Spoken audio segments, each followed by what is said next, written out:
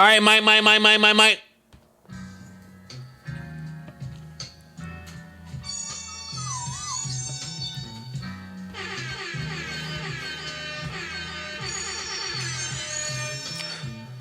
Letting that Rory rock for a little bit. Letting that Rory rock. Salutations.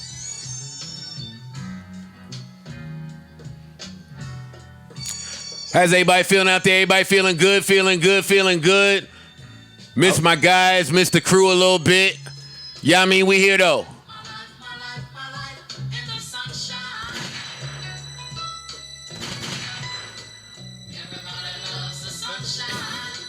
Yeah, Roy made this dark ass song talking about the sunshine.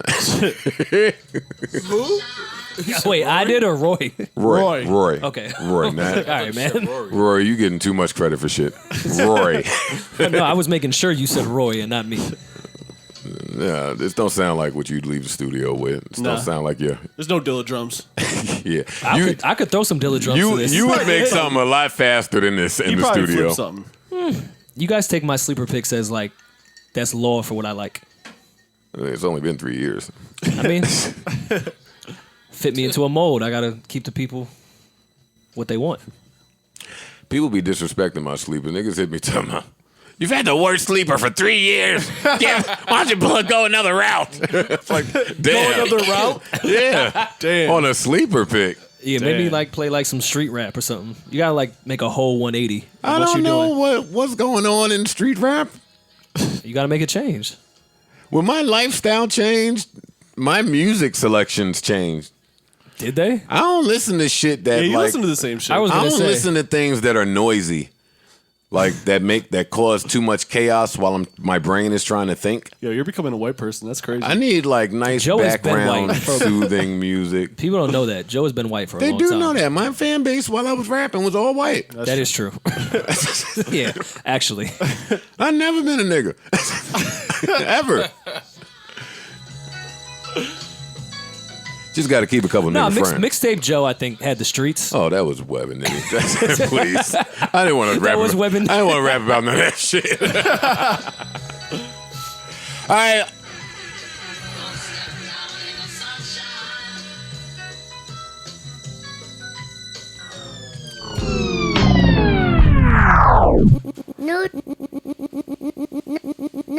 New Joe Budden. No Rory and Mal. Microphone check 1 2. What is this? Welcome to the Joe Budden Podcast, episode 209 or 210? 210, episode 210 of the Joe Budden Podcast. I'm your host, Joe Budden, here with a few of my nearest and dearest friends. Mal is here, Parks is here, Rory is here, Erickson is here, Savon is here. I want to say salutations to everybody out there. Happy Saturday. I want to shout out to our Spotify listenership, our YouTube viewership, our unemployed, employed listenership, the college kids. Salute to y'all, the gang members. Sue Whoop. What's bopping? You're on your own with this. Let's see who else. The hedge fund niggas. What's going on with y'all? Did I leave any? Students? I said the college kids. my bad. I Salute wasn't to listening. y'all. Yeah, I mean, Cole fans, we here. And that's about it. Feeling good, feeling great. How's my gang doing? Gang. Gang. No. Your friends are doing all right. Rory has on flannel sleeves. Just the sleeves. Let me just get in the good hoodie, no. It's a good hoodie. Get off his dick. It's a good hoodie. It's a good hoodie. I actually have the matching pants too. Just didn't wear them Is today. it like just flannel from the knee down? Well, it's a mixture of the flannel and the cloth. I was just wondering where the flannel fell on it. You took your hat off, but it looked like you were taking a lighter to your hat. And you it wanna had bring that- matchsticks in it. No, it didn't. It did. It did have a mastic. So that was the look. It was the burnt look. Yeah. It was the I just got out of a house fire look. And I was the one that did it. No, normally I'm with you, but that hat's fire. It's a fire hat. No, literally it's a fire hat. It survived the fire. Hardy, Rory. You guys got any more jokes y'all want to get off? Because it's a lot to unpack, a lot to get into. I couldn't wait to see you guys. Couldn't wait to get here. Yeah, it's not very much to joke about. Was really happy that I had a voice. Really happy that I had a platform to be able to discuss some of these things that I have been seeing. So, Where do you want to begin? Yuck. Did you guys catch the all right, Kelly let's get documentary? right into this. Let's get right On into Lifetime? it. I was in the house board. I've been being a total loser since New Year's. Of what year? This year, Parks. Oh, okay. I've been being a total loser since this year, New Year's. I've been in the crib, been like family time, all of that shit. So, Thursday came, and it was like 5 o'clock, and I didn't have nothing to watch. So, thirsty me, when there's like a TV event to come on, get to planning in your head. Went to the popcorn? Went to the What am I gonna supermarket. eat? I know. I did the same thing. Same. Listen, man, I'm corny. I did the same thing. Went to the supermarket. Went up to Chips Al. Sam was really excited to watch this too, so I had to plan for that. man. And Sam was excited because now we can watch a TV show where we can shit on men. Because usually when Sam and I watch TV, I sit there and try to shit on whatever woman character is on the TV. Isn't that the best? Like watching a rom-com? So here's the thing. She knew I was cornered on this one because she knew I wasn't going to support nasty-ass R. Kelly. So I just had to sit there Indian style and be like, yeah, man, men are bad. Yeah. So I got all the chips. And I went home and I cut on Lifetime early like a loser. And sure enough, what was on bright and early? Yep. A Tony Braxton story. Oh, no, you were before me. No, I was right before you. I caught the Aaliyah. You don't hear me saying I'm a loser? I was on at like 4 o'clock. I was waiting, ready. The sun was out. Naked, barefoot. I was Ew. naked and barefoot. I was both of them shits. Sitting there watching Tony Braxton. How you naked eating chips? That's Watching- gross. Barefoot, too. Watching the Braxtons. Who's ever get- barefoot? I'm like, all right, that's how Tony's giving it up. Wait, let me just tell y'all, I never saw none of these shits. I never saw him either. So this one was like from 2014. Okay. And then the Aaliyah one was next. And I didn't see that because we was on tour when that aired. I remember. Yeah, I remember that I too. remember everybody watching it and us being on tour. So that aired. And then I was really in heaven. I was like, oh, this is awesome. So I started there and I watched that. So you caught the Aaliyah doc too? Yes, which was my second time seeing it. It was a reminder because I did catch it the first time it came on. Let's start there. I missed it. At the Aaliyah one? My first thought was, boy, Lifetime's messy. Which is what you tweeted, yeah. Which was bad timing. No, so slow explain, down. Explain no, yourself. No, but slow down. No. Y'all are wrong. Y'all are wrong. It aired, and I thought to myself, boy, Lifetime's messy. I didn't tweet it. I just chilled. I thought they was messy because, damn, why would you air the Aaliyah shit right before the R. Kelly shit? Like, let's have a little bit of respect. Like, divide it or something. Like, split it up. But I didn't tweet that. It wasn't until the end of the Aaliyah shit with the Dame Dash part where I'm like, all right, wait a minute. Wait. You didn't think he was You gonna be a part of the wasn't movie? feeling the. Or the documentary? No! That threw me for a total loop. I just want to know who the other Dame See, I gotta be options careful. were. I gotta be careful. And the other Timberland options. I thought And that the other I Missy I options. thought it was one nigga playing everybody in that shit. Yeah, they casting is crazy. All of them niggas look the same. Like, damn, Timberland is Dame now. All right, I see what they doing. I gotta keep up here. The budget. It's like a Broadway show. Like Yeah. he's the one man. Yeah. Yeah. Oh shit, he got a hat on. He Dame when he got a hat on. Yeah. Definitely. That's what I thought. Oh, The dude- they put a chain on him. All right, Yeah. it's Dame. now. Maul. Who on earth would think that Dame Dash is supposed to be in that Aaliyah Biopic. biopic? I was off. I'm off. Oh yeah, he would have to be. Of course, he'd have to be in it. Yeah, that was the. If you're especially- adding all those other characters in it, you have to put Dame in it. yeah, that's who she was dating before she passed away. So he would have to be somewhere in the story. Before we get there, Joe, I want to know: did you see when Dame got introduced? 2 small kids knocked over the vase, and then Dame flipped out. They was like 2 young Rockefeller Yeah. kids. Which one of those 2 do you think was Maul? Because Maul was in the movie. That was Maul. And Maul does the kid that knocked over the vase was Maul. Maul. Knock over And he vases. said afterwards, he's like, nah, that's my family. They just need to know. And I said, all right, prove Yeah, my point. That's There it true. is. That's true. Did the kid say that's crazy? He did. Well, He said, "Dame, I gotta walk back. That's crazy." Maul is in all the Rockefeller movies, actually. Maul's a not little in playlist man. He's gonna do a Netflix playlist with Paper Soldiers. Listen, I didn't think that Dame would be included in that. I don't know why. I don't know why. I'll be honest with you. I don't know why. And I got to be careful as somebody who was like around for some of this stuff. Like when they start making movies about it, that's how I know it's over for me, man. I was just shocked to see him. And then it brought me back to when she passed and just some things that I won't talk about, but Dame was real fucked up. It just brought me back to a lot. So I was like, lifetime's messy.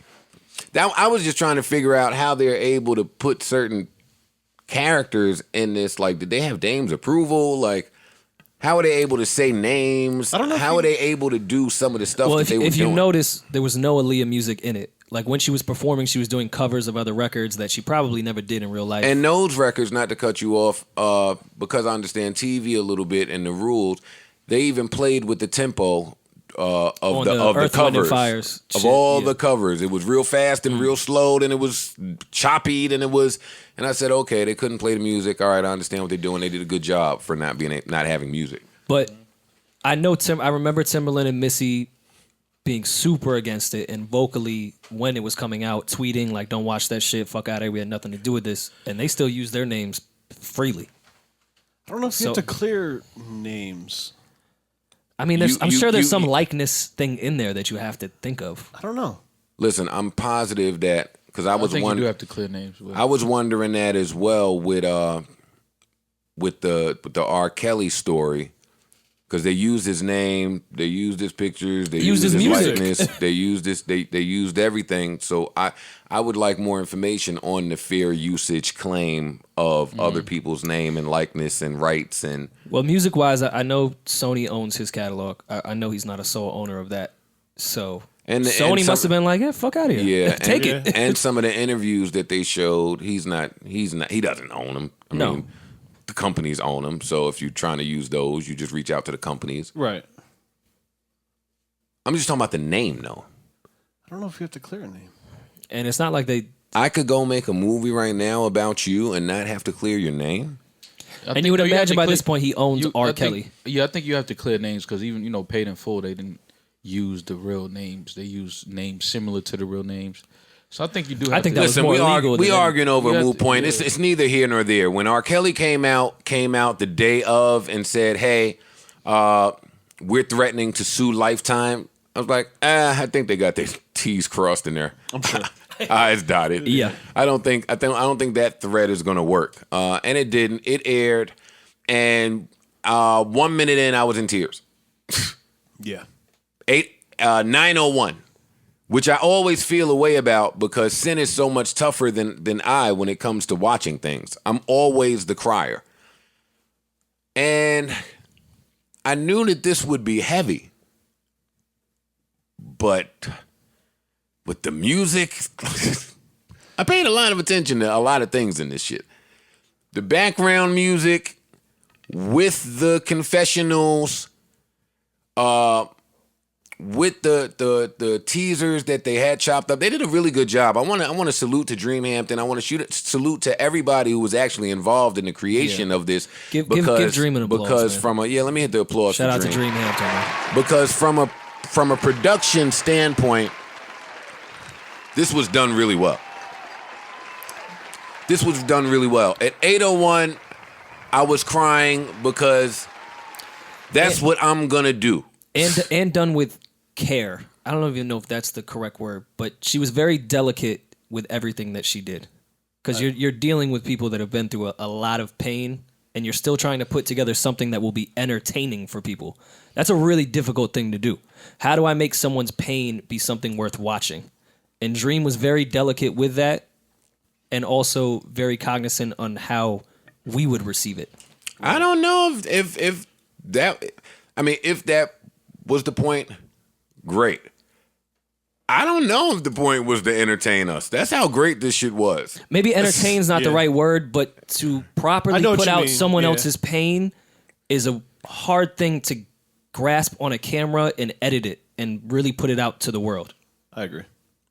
It's difficult. So maybe entertain isn't the right word. You're probably correct there. But just to put it out to the masses on people suffering is tough. To educate, alert, alarm. I know what you're saying. Yeah. I know, not entertain. Entertain was but the wrong word. To get I think it's the right word, but it's the wrong word. to get it You know what I'm saying? to get this to resonate. Yeah. To get this to really hit home, it had to be done a certain way. And yeah, when I'm crying at 801, you know, when you hear the testimonies of all of these strong black women, like when you come on with all these really fast edits, what do you have to be soulless to not? You'd have to almost not have a heart to not feel this shit. So I'm crying from the rip, and I'm watching. And though I remember this era and this time and a lot of this shit, to see somebody put it all together, that was pretty nice. That was pretty nice. So as I'm watching, I'm looking at all the different people that pop up, and I'm saying to myself, "Oh shit! Oh, they got the brother. Oh, they got the other brother. They went to the jail. Oh shit! They got Sparkle. Oh shit! They got the ex-wife. Oh shit! They found this girl. Oh, they went and got this girl. Oh, okay. They got the niece. They got whoever they had. They got them all. No, probably It was not even enough. close, but enough. It was Right. enough Well, for sure. Yeah. It was enough. Yeah. Whoever was struggling with believing some of this stuff, they had enough there to eliminate that. Yeah. At every turn, it was a new face with a new, very compelling fucking story. The producer guy, Yeah. I really felt the producer guy.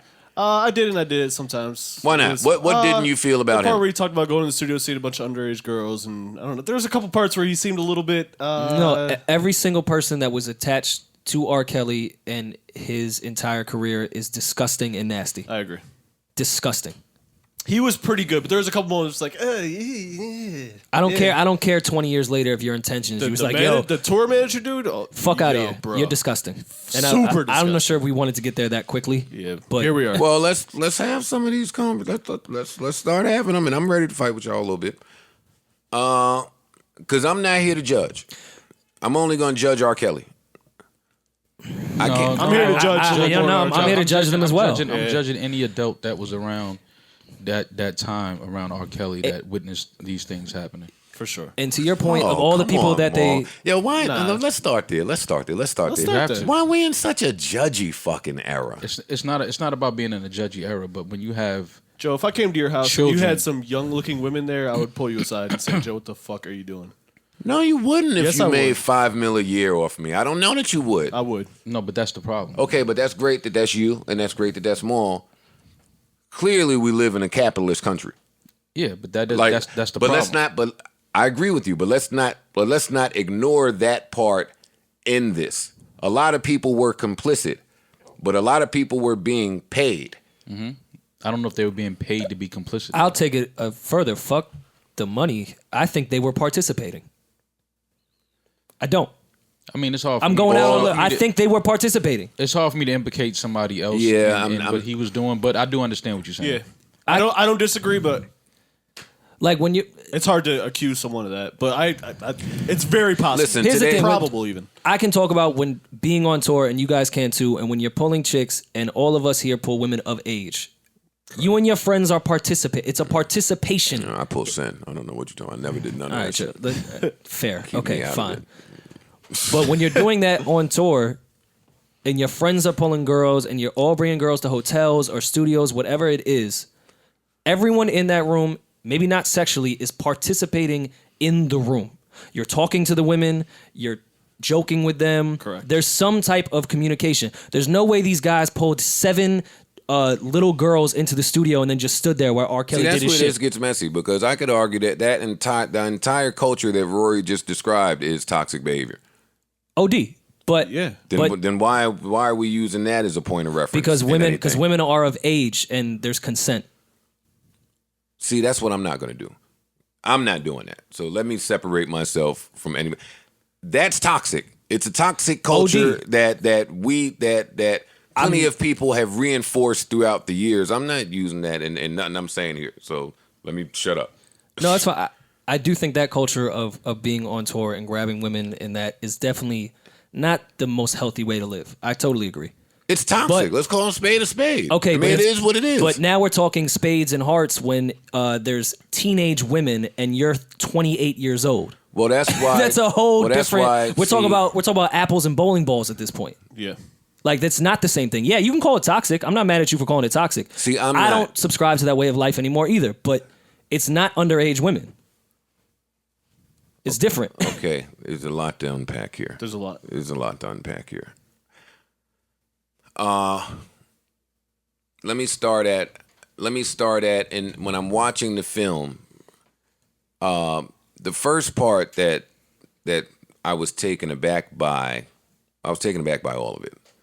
And no, let me start with making my stance clear, because I was reading a lot last night, and a lot of people were voicing and writing their opinions, and in this time, it's very easy to be misconstrued or for your point to not get across, because there's a lot of subtext going on and a lot of underlying connotation happening in what people are saying out there. So let me just be clear. We're going to unpack a lot of this shit. I don't fuck with R. Kelly at all. At all. I don't fuck with him. I don't fuck with none of the allegations. I don't fuck with none of the shit that I believe him to have done. I don't fuck with the predatory behavior. I don't fuck with none of it. I've canceled R. Kelly quite some time ago, long before this cancel culture has come about. Yeah. But that's me. Story time, briefly. It's 2004, maybe 5. And somebody that shall remain anonymous, I'm having a conversation with this person, and this is, whenever time this is when that whole R. Kelly and Jay-Z tour debacle was going on. And this person was sharing a story with me. This was a young woman in the business, someone who professionally had to see R. Kelly at least maybe 2, 3, 4, 5 times a year. And she starts telling me a story about how she had to go and see R. Kelly for some work-related shit. And she went to the studio, where it's weird, because why is there a bedroom in the studio? That was a little weird. Yeah. Said he pulled her in the room so they could talk about this record. Well, not to stop you. A bedroom in the studio isn't the weird thing. Because I've been to studios where they have bedrooms. Well, artists get tired, they want to sleep. But the fact that he had young girls in the multiple rooms in this studio is weird. It's weird.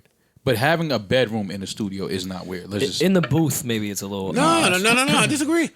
I disagree. I've worked in a lot of studios. Me too. And except for cases where, like we have here, where this better is the house, that's normal. Well, people that own their studios are different than people like rented out studios. I've worked at Time. extensively. We don't even need to go argue about this. There are some studios, Mal, where you're absolutely correct. It's built that way. You can go to sleep, all that shit. Yeah, resort type Showers. stuff That's like that. that's not normalcy. Yeah, no. Throughout studios, Especially not. I've been to like 20 billion studios. There's only been about maybe 10 or 15 with beds in them. You know what I mean? And they were resorts or someone's house. But when or- you seen it, it wasn't weird to you that a bedroom was in the studio. That wasn't weird, is what I'm saying. That's not a weird thing to have in the studio. I've been to CRC and not Right Track? I forgot the Chicago Recording Company. No, that's CRC. The other one, I forgot what it was called. In Chicago, I worked at both of those studios. And they did not have beds. But how this was described, though, if a studio had a bed, cool. This was kind of described like a makeshift bedroom, like he made the bedroom. Yeah, they made a bedroom. They made a bedroom in there. But cool, that's not the freaky part. So they go in the back, they start talking about this record, and the young lady tells me that mid-conversation, R. Kelly pulls his dick out and starts beating off. I said, "You're lying." She said, "No." And I said, well, she could spot my face of concern and confusion. She's like, "If you ever utter a fucking word of the don't you fucking dare, I'll lose my job, I'll give it." Like, so I'm saying that because great today we all are looking at this doc and we're feeling a certain way. But back then, nobody wanted to niggas didn't really want to broach this. Why? Because that's how powerful R. Kelly was last decade. Decade and a half ago. Really. Like we talking about, and that's why it's hard for me to escape that this is just some real capitalist shit. Because somebody that's that gifted, sick, but that gifted, you know what I say on this podcast, one hit song feed 1 million families. So somebody who just seems to seamlessly crank them out.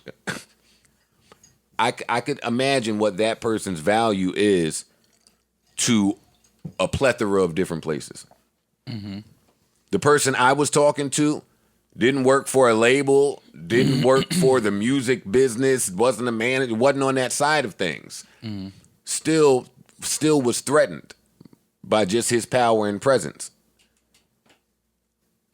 But anyway, I only bring that story up. That story up to say I've canceled R. Kelly from back then. Right. Like when you hear some of the things, the rumors and all the shit, and then you speak to some people that actually, have like niggas know what time it is.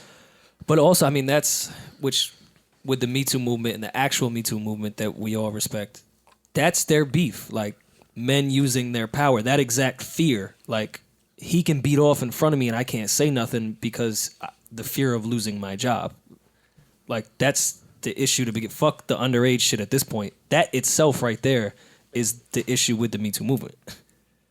One of them. Just being terrified, like, men in power. You can do whatever the fuck you want and I'm trying to feed my family. Like, that's the fucked up thing. I understand. And I think R. Kelly's problem is way bigger.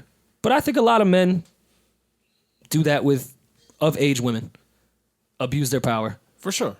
It's clear. Oh, yeah, no, the Me Too movement is yeah. that very Well, I'm saying more in the music industry, in which I said on this podcast, which the I forgot her name, who said on the documentary that why it hasn't really gotten into music, unfortunately, because it's been black women, and it's gone in Hollywood because it's been white women.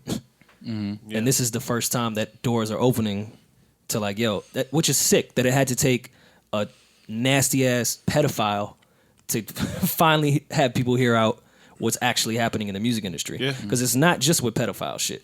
Yeah. It's with grown women and grown men. For sure. That are doing this nasty studio shit. For sure. R. Kelly is not the first studio guy. Be like, come through to the studio. Bro, as an engineer, I have seen so many, I'm bringing my homegirl through here. She can sing the chorus. Of course she can. No, she can't.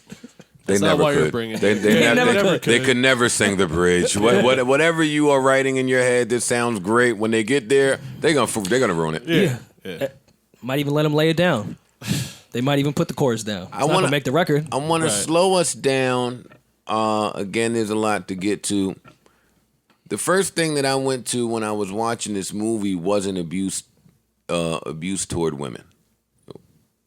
Well, no, that was the first thing because that's the premise of the movie. Obviously. But when the brother came on rather early and told his and gave his testimony about the younger brother, the younger one, the younger brother, yeah, and gave his testimony of the child abuse from a family member, and talked about R. Kelly's abuse from a family member, talked about him going to R. Kelly to talk to him about the abuse from a family member, the response he got from R. Kelly. I paused for quite a bit on this part right here. Did anybody else? Yeah. One, because I've had enough therapy to know it's sick. Anytime you're dealing with child abuse, it's nasty.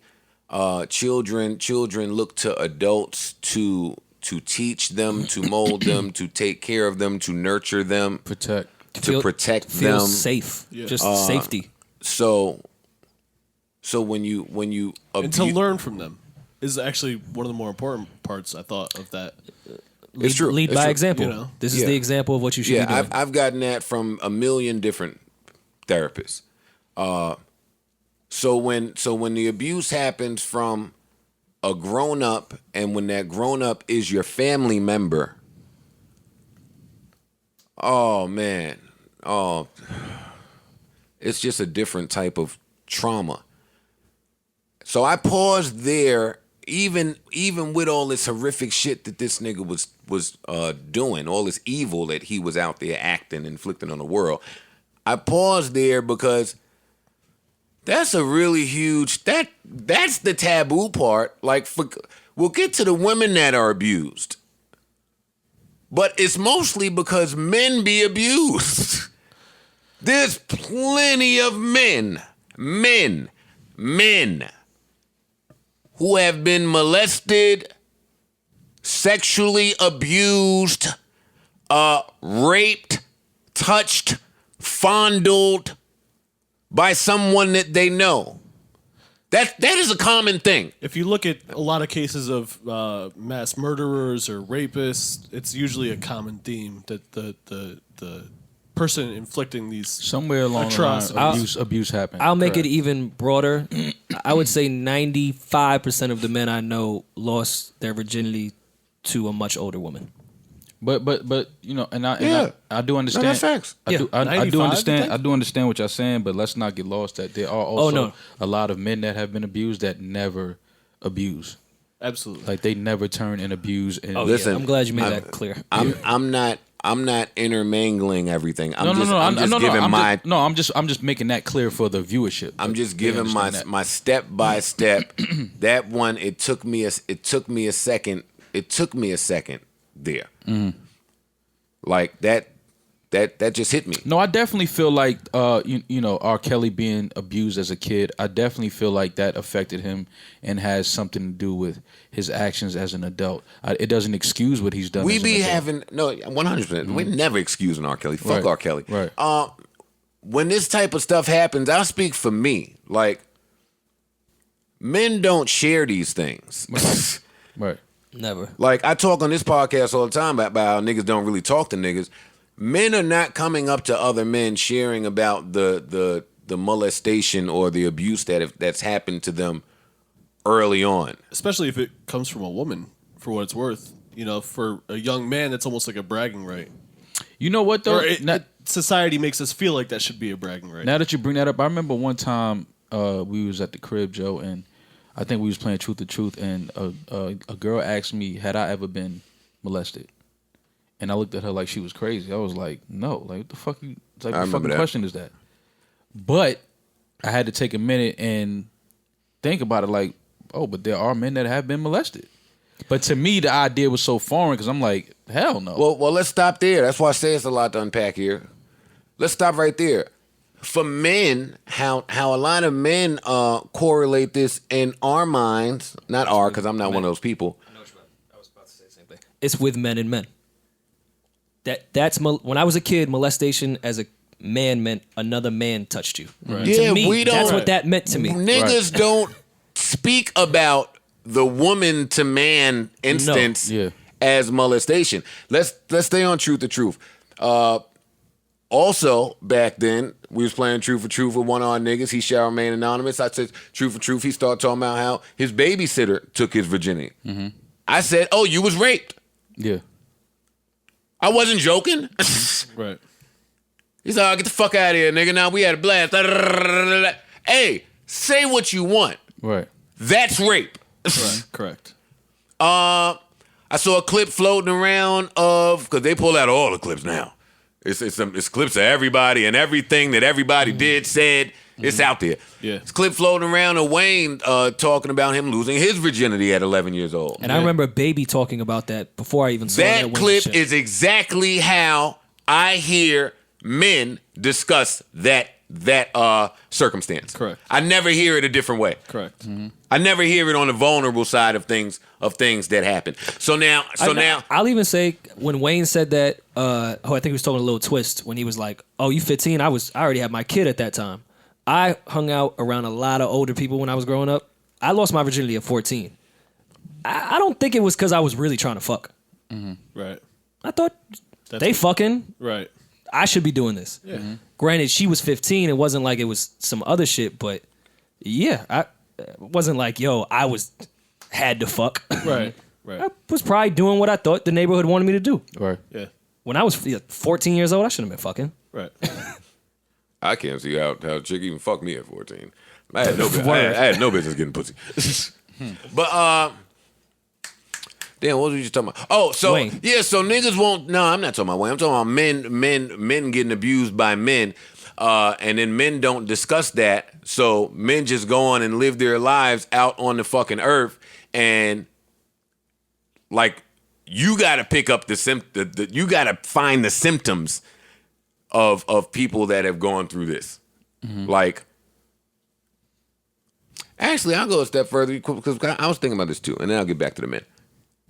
I think probably 90% of the women that I have been intimate with have also been abused. Correct. Correct. Absolutely. That's scary. Like, it's a common thing. All you gotta do is talk to women. Yeah. Yeah. Unfortunately, yeah. All you have to do is speak to women. You'll be fucking petrified. I think 100% for me. Yeah, it's telling. So back to the men. See, that's why men that are homophobic alarm me. I'm just telling you how my brain works. Because that's a symptom to me. Why are you so fucking worried about the gay people that ain't thinking nothing about you? Like the straight dude that think all the gay people want to fuck him, like the straight dude that is personalizing everything, it pauses me to say, hey, why is this so personal to you? Personal, meaning close to home. Know what's closest to home? Triggers. When you know yourself, you try to keep those people away from those triggers. So niggas that's homophobic, I already think some shit happened to y'all. I don't say that to be offensive. I'm saying it to say, like, Sympathy. people are not, people are not sharing these things, so you just need to be cognizant at all times. Fucking the brother went to R. Kelly and said, yo, this is happening. R. Kelly had the shit happening and said, no, that's not happening. Right. Mm-hmm. That's craziness. Yeah. Common and normal in that type of chaos. But that's nuts. Look at the cycle that it causes now. This nigga get popping 2 years, 3 years later. He got popping early. Mm-hmm. That's the second part that had me. They started talking about how popping he was in Chicago. See, we in New York, so whenever we got it late. So that rain started very early. They was talking about Vibe and Honey Love. Mm-hmm. Yeah. So this is from the rip. Yeah. Before we continue with R. Kelly, Aaliyah. How did y'all feel about any of that story that was being told? Well, I mean, we knew. It wasn't really any a lot new of that information, information, and wasn't I always really thought he was nasty for that entire thing. It was fucking heartbreaking. I will say with his manager and the faking the marriage certificate, and then I started thinking more about Aaliyah's family and that whole thing. I guess I never really looked to what Aaliyah's family thought of the whole thing. I always just thought R. Kelly was nasty for that shit. Mm-hmm. That made me think more about Aaliyah's family. And you know, honestly, for me, Aaliyah is no longer with us, so it's a lot I don't feel comfortable speaking on with that. But Of course. we you just take the situation for what it is, and you look at it and you say, yeah, R. Kelly, he is a sick dude. Like he has an issue, he has a sickness, he has a disease, and throughout the event or the series, you listening to people talk, and they're saying how when somebody is so successful and they'll use things like their success and their craft to write and create music like I Believe I Can Fly. So now if, these accusations come about, it's like there's no way the guy that wrote and sang this can be this type of a person. Shit. Like they try to use that as a mask, as a shield to then do sick shit behind that wall that they put up. Like, look, this is the type of person I am. This is the type of music I write. I inspire people. I, make people happy. Like, how can I be this demon or this sick dude that they're portraying me to be? Which made complete sense. I never looked at it like that. But they were absolutely right in saying that. Like, I can see that. And these were like, doctors and psychiatrists and people that study the brain and the way people think and patterns. Like, people will do things like this to have you believe that there's no way that I can do what they're accusing me of. Well, I mean, people get, you even see it now with the hives and all that type of shit. People get really connected to people they don't know. And they get attached to an image and to lyrics. And it kind of manipulates their own brain into thinking this person I love, even though they can't really love that person, they don't know that person, could never do no wrong. And that's a sickness in itself, not just within the artist, but within the fan. Right. I mean, I know we joke about the stan shit, but it's very much real. Like, you really get invested with a person and think they could never do that, but in reality, you have no idea what this person does in their regular life. You only know what they give. Right. I was only bringing up Aaliyah to, I guess my point there was some of those songs are unlistenable. Now, yeah. Hell yeah. Absolutely. For sure. Absolutely. Like, it's not just R. Kelly's catalog. No. I'm not off. A lot of people's Right. catalogs. He made music with a lot of people. But the psychology of it, like when Sparkle was saying that he wrote the treatment for that video, Yeah. and then when you just watch the video and listen to the song, like when she said he dressed her, it was all his creation. And then you watch it and he come on, 2 years ago, didn't know you had mail. Like, no, that's sick now. Yeah. It's gross. See, The whole catalog's sick. All of it. Michael Jackson, all the records he Yeah, did. like a lot of it is coming from a sick mind. It's coming from a sick way of thinking, which means this person is now going to create art from a sick mind, from a sick point of view. Just the most famous R. Kelly drop ever. My mind's telling me no, but my body's telling me, like, Right. that's gross Yeah. Listen to your in body. this context. Yeah. see, the problem is he got a million of those. Like, well, it's a million problems here, but he got a million of those. The real famous, all his shits is famous like that. Right. You remind me of my Jeep. Sex Me. They all are famous like that. And 12 it's play. all. And but deeper than that, one thing that I did like the way they did the series or the event was they pointed to other artists and who have been linked to younger women. With Jerry Lee Lewis, he married his 13-year-old cousin. Yeah. That's like super sick. Chuck Berry. Berry, Elvis Presley married a young woman. Yeah. But even furthermore, because I started thinking, and I know I have a lot of relatives like from the South where they were married at like 15 and had a kid at 16, and Yeah. and it's like and I'm like, damn, like when you really start to think about that and unfold a lot of the past and history, that was a common thing Absolutely. for young women to be married and have kids at a very young and very early age by older men. It wasn't like the man was always 15 and 16. It was like the man might have been 22, 23, just came home from serving, in armed forces. And I said a while ago on this podcast, incest. Yeah. Yeah, I'm It's not a real thing. It's a very real thing. and I'm not saying that was right, but it was part of the time and it wasn't a predator thing. I don't think these men were preying on those women. Well, yeah, in hindsight, it looks that way. Well, you don't think who was preying on who? I think when men came back from the war and this and that, I think they were products of their time. And again, I get something I can't prove, but I think at that point, I don't think they were preying on young women like, "Ooh, she looks young, I like her." The times were never right. Ever. No, no. The past is clearly... None of the times were right. Yeah, no. When I say it was the times, I'm not taking away like that was correct. Obviously, back then, with plenty of things, everything was fucked up. There's going to be sick. There's going to That was probably one of the least things. A lot of my fucked family up. members were in World War II, and they didn't marry teenagers. It's sick.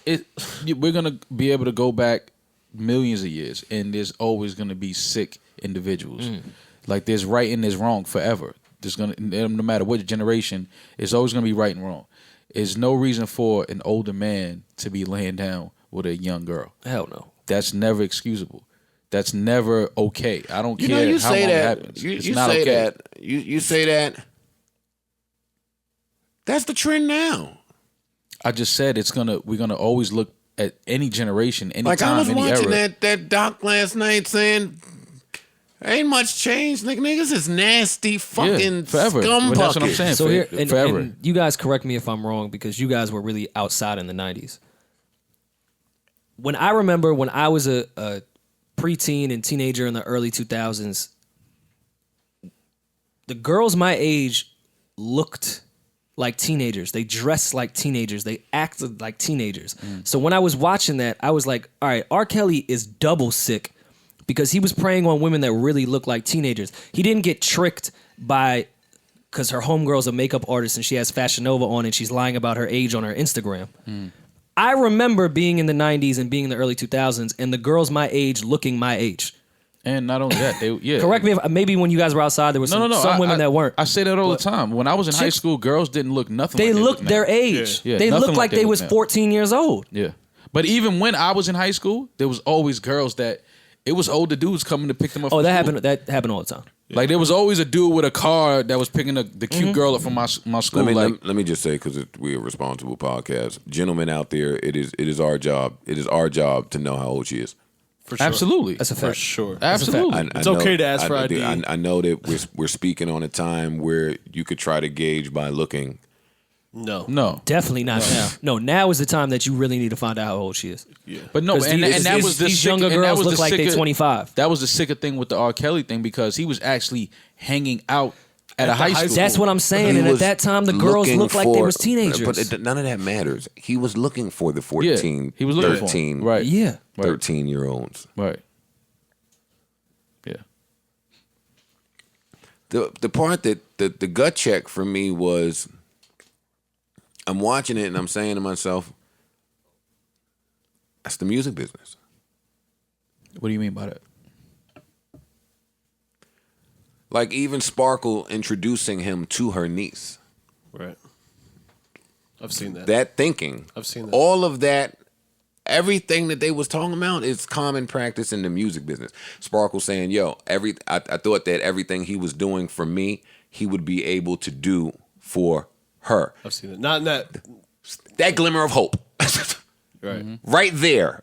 The hope. That's what sold the most in the music business. Yeah. That's what dream. get all us to do some shit that maybe we not agreeable with, or it's that. But I didn't Selling a find dream. anything wrong with Sparkle introducing her niece to R. Kelly. Because if we talking about R. Kelly, I'm only amazing talking producer, about amazing songwriter. I'm only talking about the result and Oh, no. and the complicit but nature and the complicit nature of the music business. R. Kelly was a hit maker early. Mm-hmm. That was recognized early. He was also a predator early. That part was ignored. See, that's the only part I'm not going to say that. That was a powerful line when they said nobody cared because we were all black girls.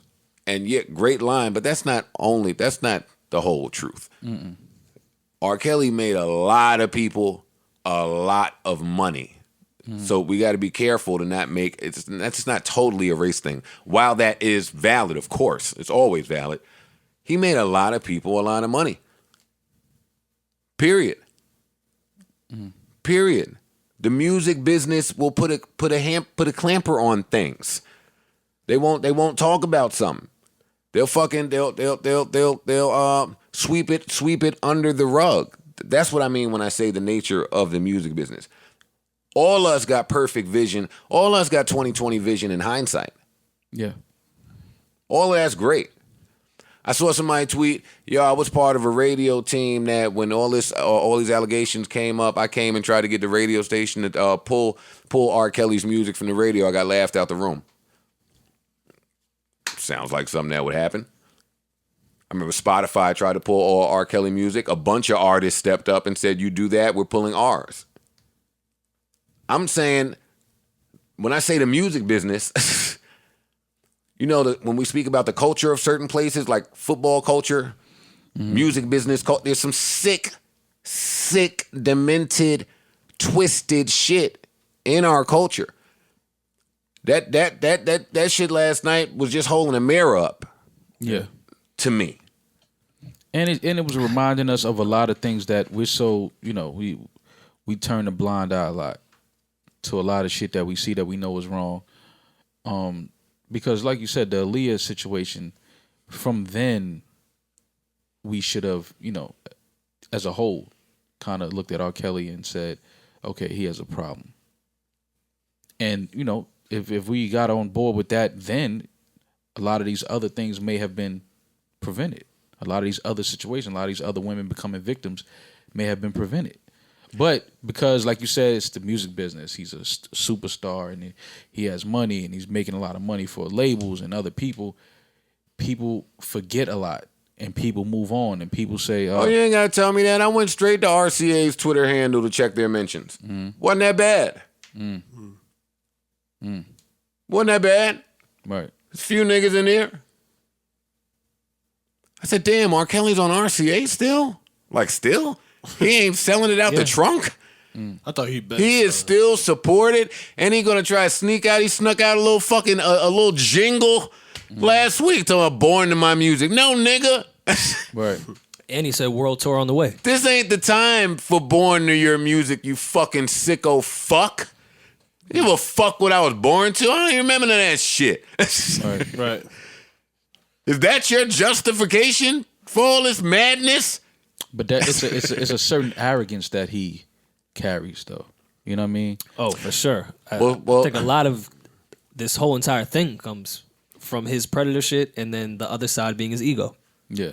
Well, Can't touch me. let me speak on that for a minute. Let me walk you through my Vivian Green emotional roller coaster when I tweeted my ill-timed "Lifetime is Messy" tweet about the Aaliyah shit, and then I woke up at 4 a.m. or whatever time it was, like 800 mentions of people killing me. Let me just walk you through my emotional roller coaster. My initial thought was to get defensive because I'm a human, because that's what humans do. It's like fucking cancel culture, man. Cancel culture, you gotta be really careful about this shit because you don't allow people room to grow or reform or, I saw a lot of people throwing around really heavy allegations with no proof. And I'm like, boy, that is dangerous. Like, y'all just throw the words around. That was my first thought. My second thought, after I was able to filter some of that shit, thank God for emotional brain filters. My second thought was, good that cancel culture is extra cautious, extra alert, and maybe extra sensitive to all of this shit. Because for too long, celebrities, we in a courtesy business. See, and that's to your point, Mo. I think that part gets lost. You're right. That smug, fucking posh, fucking arrogance that you're speaking about off R. Kelly. I think not only him, a lot of celebrities forget we are in a courtesy business. We're not much different than waiters. Public service. We're not much different than waiters. It's public service. A lot of people that I know that send me, resumes and shit like that. If you never worked at like a restaurant, I don't know if you're gonna make it in this business. Like, it's kind of the same thing. Like, really, you have to. You're wrong. The entitled star always confuses me. Yeah. Yeah.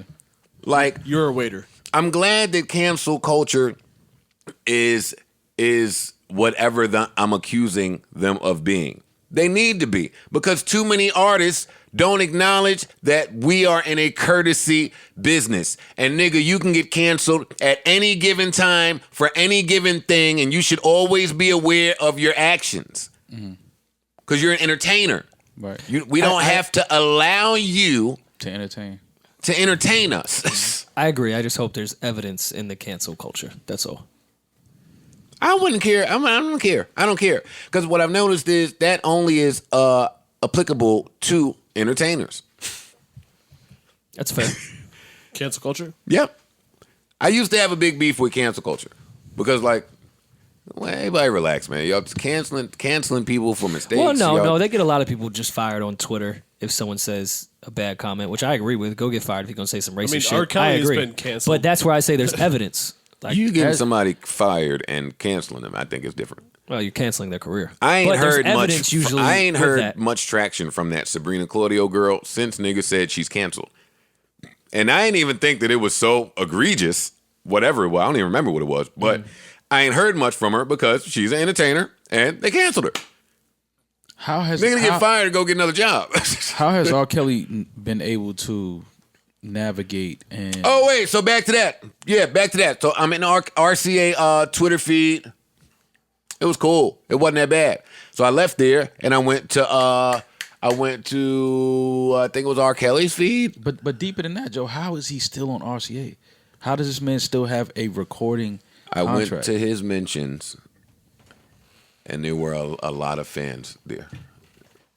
Like while the movie was on. I went to it's not just black aunties like niggas keep saying. Mm. There was men, black men, white women, black women. While the shit was airing, they was in his shit. Yo, can't wait to see you. Mm-hmm. RCA was tweeting about Chris Brown while this shit was going on.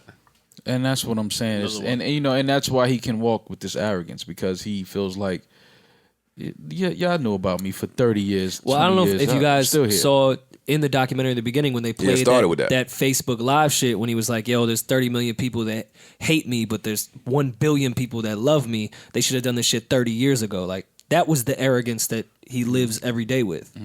Like, yeah, all right, there's a lot of people that hate me and call me a pedophile, but there's plenty of, I'm still packing out these arenas. Fuck out of here. Yeah. And saying, yo, you should have done this 30 years ago is the most arrogant shit I've ever heard in my life. I went and looked up his tour history. He's still doing 50 dates a year. Big dates. He announced he's touring. Yeah, he's about to tour this year. He's announced the tour. All of his music has seen a spike since this has aired. Absolutely. Today there was a spike in R. Kelly music. So when I tell you that, I'm watching this shit like, damn, this is the music business. No, deeper than that, Joe. This is the world we live in. It's sick. Yeah. It's fucking yeah, sick. to Maul's point, it's not just music, man. This sick shit happens in every single industry, and it's just fine because these people are making other people money. People care and are outraged for a week, and it's getting shorter than that at this point. And then after that, it's kind of like, you don't talk about it, move on. We'll look up as we're doing here. We're having this whole segment on this, and in 2 months' time, let's just take a peek back and see what R. Kelly is doing in 2 months from now. Right. And see who's still at his shows. Hey, yo, fuck his shows, fuck the music, fuck the money. Let's see if R. Kelly is arrested. Fuck all that. He won't be. Of course not. And I have a lot of questions about that. Like, there's a lot of I was watching that and I have a cancel culture. Why are you not in handcuffs? Where were the parents? You know what I mean? Like, where were there any charges pressed? Did these women like seek to press any charges? Every story that they were telling on that biopic, we've heard recently with new participants. Yeah, there was just that, like, maybe a year or two ago, that whole essay about damn near called Surviving R. Kelly. It was the same. It was the same exact thing. Homegirl from Atlanta. I could be misquoting that. Homegirl from wherever she was from. Family. You remember? We talked about it on this podcast. Exact thing. Why is his ex-wife still carrying his name? I had that question too. I did too. I asked that. Like, Sam said that, and I said maybe it's hard for me. It's hard for me to look at a woman that's crying and visibly, she's been through a lot, and but it's like I'm saying, this is a man that absolutely destroyed you and put you through some terrible things and all of this. Once you divorce him, I would think you would want to get everything that has to do with him completely removed from your life. So his last name should definitely be something that you have removed. Like, you don't even want to be associated with his name anymore. Much as you can. While I agree, I've never been anywhere near those shoes. Right. I don't know what the thinking is. I don't know what it would be. I can't pretend to know. There's a lot of sick mind control. Sin had that shit. same question. Yeah. I don't understand that. Why is she still carrying his last name? Well, I mean, she also mentioned, I think when Dream asked her just about some stuff that had happened, she was like, "There's plenty of things I can't even speak about." So I don't even think she's kind of, I don't want to say the word digested or even really thought through everything. Because she said in that documentary, there's plenty of things I can't even talk about yet. Right. So maybe holding on to that last name is too not painful and too dark. And I can only imagine what that means, listening to her and looking at her. The brothers looked sick. Yeah. Especially the brother in I mean, jail. the older brother for sure. I mean, when he said, my preference is older women, so what's the issue if my brothers is younger women? I was about done with Bruce after that one. Yeah.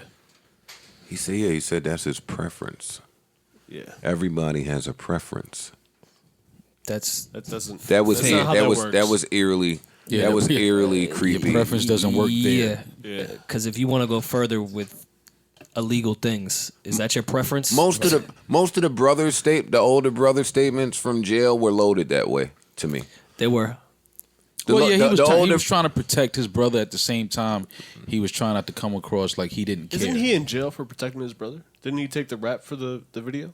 I could be wrong about that. I don't know. No. I don't know. I I'm saw scared to ask Savon to check anything. Well, I saw a credible link that was like from the state of Illinois. It was a robbery and substance that he had. I think he's doing 3 or 4 years. I think that he But blamed the brother on. well, I remember when R. Kelly was saying, "Yo, that was my brother" on the tape. I remember when that was happening. Right. I don't know if he actually took the rap, but no, there was a credible link saying it was a robbery and substance abuse. And they all just kept talking about the family member that did the abuse, but we don't know who the family member is. Yeah. It was, younger it was brother the had- older sister, from what I gathered reading elsewhere after the documentary was over. Oh, okay. The younger brother spoke out before. He did that documentary last year on BBC and spoke out about a lot of shit.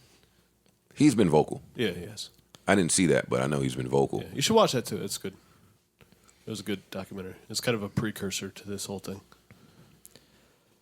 Yeah, well, sorry, older brother. Yeah, you're nasty. You're Super gross. nasty.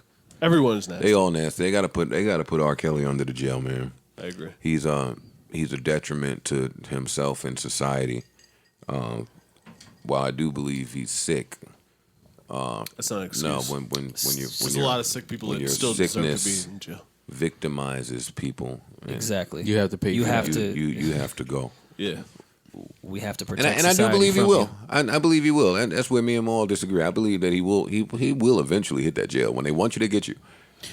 I mean, again, you're right in that, but he's done so much over the years, and so much has come forth, and There's literally that's why I video. was- There's video evidence. yeah, there's little to no. As sick as this is going to sound, and this is going to sound sick, unfortunately today, that movie last night, I could see it having more effect than any news that has been revealed to us thus far. That's the time we're in. Like, the kids respect. Like, they didn't know. I see a lot of people that didn't know. So just having it I put get together that. for them. It was a lot of information that people gathered last night. Yeah, that's I understand that, but we had video evidence of him urinating on an underage girl on video years ago, Correct. and nothing happened. Like, Correct. what else needs to happen? We don't have no video evidence of, and not to compare. It's actually kind of proving my point. The video evidence was there all those years ago, and it was the highest selling bootleg in bootleg history in the streets at that time. Yeah, because it was R. Kelly. Anything attached to his name, but my thing is, still no jail time came from that. Like, there's video evidence, and no jail time came from that. I mean, it's just I don't know. Well, that gets us into the legal proceedings and the way that the law works and How does the law work? things of that nature. I don't remember. I think at the time the young lady's age was being called into question. So they never found out. I'm not sure. That's why I'm very anxious to see the next few parts, because it's all fuzzy to me. Like, I remember, but I don't remember. So I'd like to see it. I'd like to see it. And again, we're doing it. We're doing this this breakdown before seeing parts 3 and 4. I didn't think that we needed to see those to 3, have 4, the 5, conversation. and 6. Yeah, I didn't think we needed to see those to have this conversation. We know how it ends. We know how it ends. It's all disturbing. I will be looking forward to the next few segments.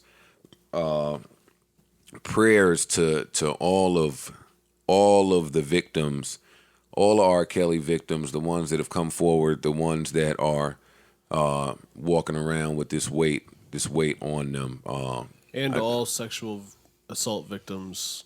in general. 1,000%. Yeah, I did appreciate that when they did commercial breaks that they focused on that as well. Yeah, That this was definitely, there's a purpose for why we're doing this, and it's not just R. Kelly. exactly. And again, because we have such a responsibility with our platform, I don't want people to listen to this and not understand that we all feel like R. Kelly, he should be put under the jail. Underneath the He needs to jail. be canceled. What he did was absolutely disgusting. Don't go and stream his music just to hear the lyrics. And don't do it. And prayers to the victims, because most importantly, that's they have to live with this.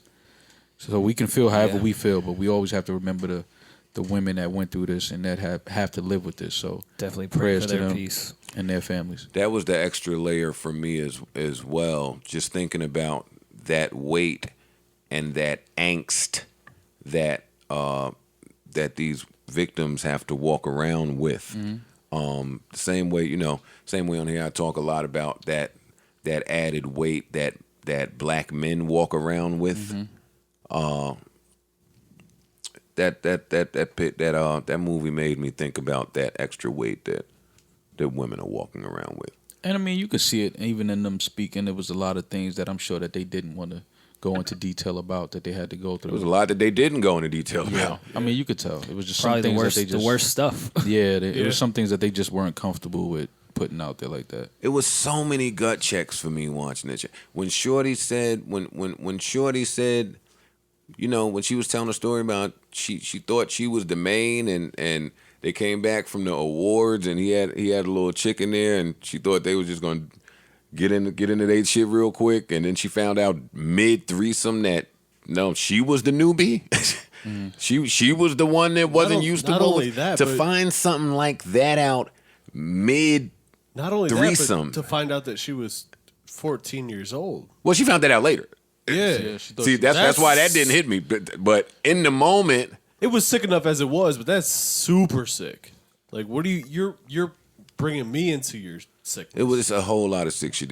You ever talk to women that have been involved in the threesome with two women and a guy, the threesome that didn't go well? There's so many ways for that to go wrong. Yeah. So just hearing that story, like there's already so many ways for this shit to go wrong, be awkward, be uncomfortable, for people to leave with all type of psychological issues, and now you just add this. Yeah. Just sickness, nasty. I'm gonna watch the rest, man. Again, salute to Dream Hampton, and more will be revealed. How did you guys feel about the report that a few people turned down being in the documentary? I mean, you can understand that. Like, people have, women are older now. They have kids. They probably have kids that are of age. They don't want their kids to hear some of these testimonies and things that their mother went through. Even that, there was other celebrities. Well, yeah, I was more speaking. I believe it was Chappelle, Erykah Badu, Questlove, Jay-Z. Questlove went on a rant about it, but then he deleted all the tweets. But which I was going to speak to. Questlove's rant was they asked me to speak because we're really bad at sharing what we're talking about here. Get into it. They said Questlove said they asked him to speak on the good times part of the R. Kelly shit, and he didn't want to be the guy that was bigging his genius up on the good times part, knowing he's a sick lunatic fuck. Those weren't his words, but those were his words. That was his sentiment. I totally understood it. Yeah. Which Dream Hampton did reply and say, I didn't ask you to talk about his genius, but then again, I really started to think about it, and not to take anything away from Dream Hampton. What else could Hov, Badu, Questlove, like what else could they talk about besides his music? That is what he wanted them to talk about. That's what John Legend was up there talking about. Yeah, no, but then he didn't. Well, it looked like the preview in these next episodes, John Legend's not going to speak to that. And he went off on Of Twitter. course he's not. Yeah. Of course and I not. saw what he said He on stood on his Twitter. feet. Yeah, I yeah. love that. But I'm saying I read the Questlove Good Time shit, and then I saw John Legend in the Good Times part, but he didn't come off. It didn't come off like it wasn't framed. No. Hey, this guy's a genius for bigging him up. It was framed like, we all grew up to this guy's this was music. the He had a times. lot of songs that, that's what it was framed like. But I'm not knocking anybody for No. That's a mess. Yeah, and I think all those people think R. Kelly is a sick fuck. People don't. Absolutely. People don't run right to a mess. People like to look at a mess.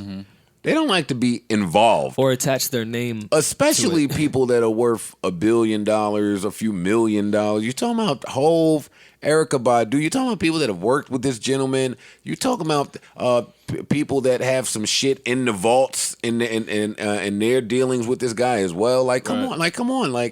But even that, more just music. Like, this doc is not about R. Kelly's music. It's about his nasty fucking ways. Yeah, I didn't need to hear from that near celebrity. No, Put I all the don't. women there. Yeah, I think the focal point is the people that were abused by this sick fuck. I agree. I agree. You abusing niggas with the Space Jam poster up in the gym. Yeah, it was crazy. I found a lot sick with, like, I was paying attention to a lot of detail. We walked in and it's the Space Jam shit all over the gym and he pulled the futon out. Yuck. Yeah. I mean, like we said, he's sick. He's mentally, he's sick. The "You Are Not Alone" story. Mentally sick. That's what I'm saying. He's creating from a sick mind. You are not alone. I am here with you, though you're far away. Yuck. Not listening to none of that shit. Nope. Nah. Fuck out of here. Even And fuck this separate the man from the music shit. I can't do that. I'm sorry. So now Rico Love tweeted, and I'm gonna say it, and Rico Love is somebody I really like. Fuck with Rico. I really, really like Rico, and that's why I hate when these types of moments come up where I see things from people I really like that make me like them a little less. Rico Love tweeted, where's the tweet? Let me find it. Here it is. There's nothing you can do to make me unlike 12 Play, TP2, The R, or Chocolate Factory. Sorry, my ears like what they like. Shrug emoji. Yuck. But see, that's coming from, and I always say, when men say shit like that, let it be your daughter. And let me see how you feel about R. Kelly. Or your cousin or your friend. Yeah, like or let it be anybody. one of your loved ones that was a victim of child molestation. Just be a human and let it be anybody. Right. or that. Try that for a second. But it's like, like this. You can absolutely fucking separate the man from the music. You can absolutely do that. I don't like the man. I don't like the music. I'm okay with that. There's mad good music out there. There's mad geniuses. Well, There's my mad thing, you know beautiful what? music. Hey, music, you like what you like. It's subjective. Hey, all that's fine. Communication majors will tell you that the key to great communication is not what you're saying. It's just how you get the other person to understand what you're saying, whatever your point is, right? Okay. So that's awesome, Rico Love, that you still like these songs. I saw a lot of people doing that, what y'all was just talking about. I saw a lot of people doing it. Hey, all of you guys out there, you guys are great. Those songs are great. Thank you for the fucking obvious that those are great songs. Let me tell you what you are telling people, though, when you say that, because at the top of our minds is not great music. Right. The top of this conversation is nastiness, sickness, predatory behavior, abusive, pedophilia. That's what this conversation is about. Correct. So I'm judging all of the minds that take that conversation and make it a music one. And to that point, we would all agree that R. Kelly is probably one of the more sexual R&B artists ever. Yeah. So when you're getting invested into these, quote, amazing songs about sexual content, That's about pedophilia. I don't know if I have to say anything else. Yeah. But that's a big problem. Though, I'll because say it. That's with that. See, with Rico Love, that's a dangerous thing that he's doing, because you're basically saying, "Yo, if you're incredibly talented, Do what you want. Yeah, right. Music, business, culture. Yeah, that's dangerous. Yeah, it's he nasty. Can't go you against can't the put hit that makers. out there in the universe, man. The funny thing about these niggas, Hitler painted pictures, man. this I'm is not looking at no fucking Hitler pictures.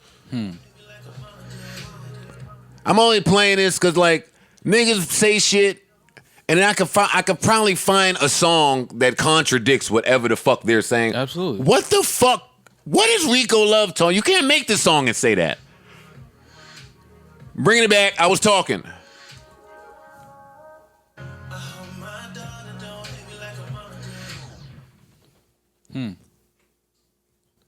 I'm lost. Yeah. The second you say daughter, I'm lost. Yeah.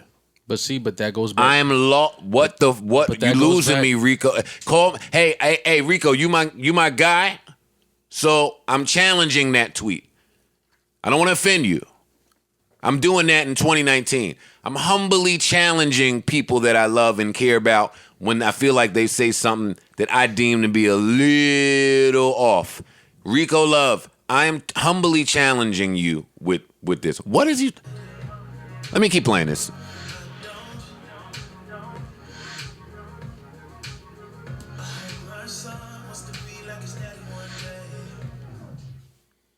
You can't make this song and say. But Joe, but see, that's what I was saying about R. Kelly being able to make songs like I Believe I Can Fly and all of these beautiful songs, and then being this sick dude away from his music.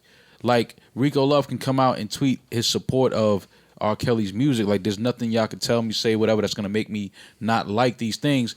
But then he can make music like this that's like directly contradicts what he's tweeting. I hugged my son all night long and all morning long, and was just thanking God that I was in a healthy and able state to be there for him, to be in his life. When all that, I started thinking about R. Kelly's catalog, how sick he is with the song titles, the fact that the father wasn't there, the family abused, the brothers are sick, all of that shit.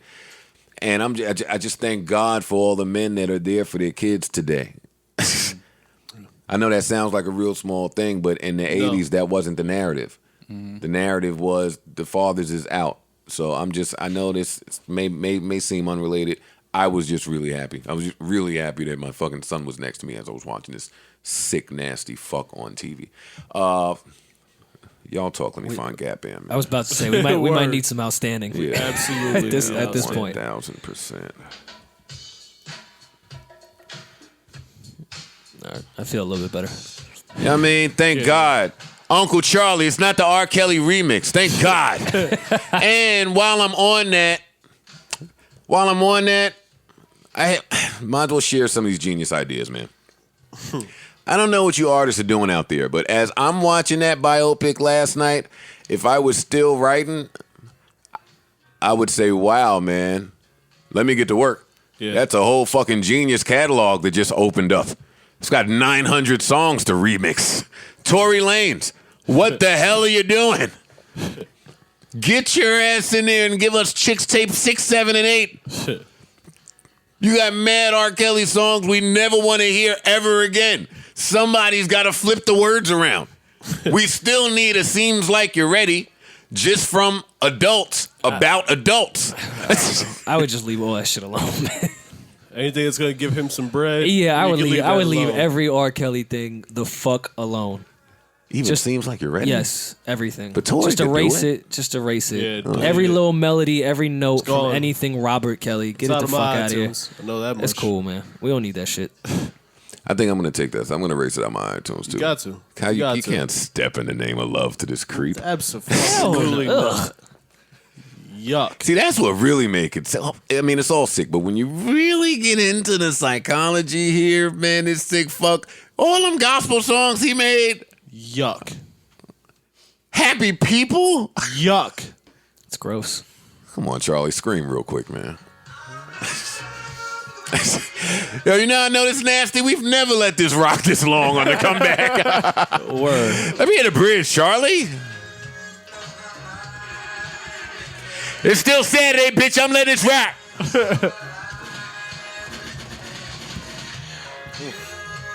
Hour 18 on R. Kelly.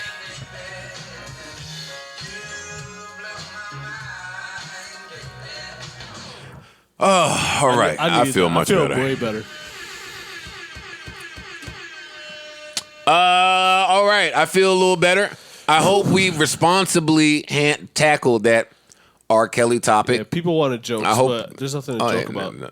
Sorry. Who wanted jokes? A lot of people are in my mentions like, yo, I can't wait to hear the jokes on the podcast. No, there's no joke. It's not a joke. Nope. No joke. Nobody's going to joke about that shit. Yeah. It's not a Y'all joke. nasty. Oh, the listeners are in sicko mode. There's nothing to joke about there. Yeah, sorry. Yeah, I saw a lot of people trying to give him the nasty award. No, it's and beyond we the nasty joke award. about the nasty award. No. That's not a joke. No. That's not a nasty award. No.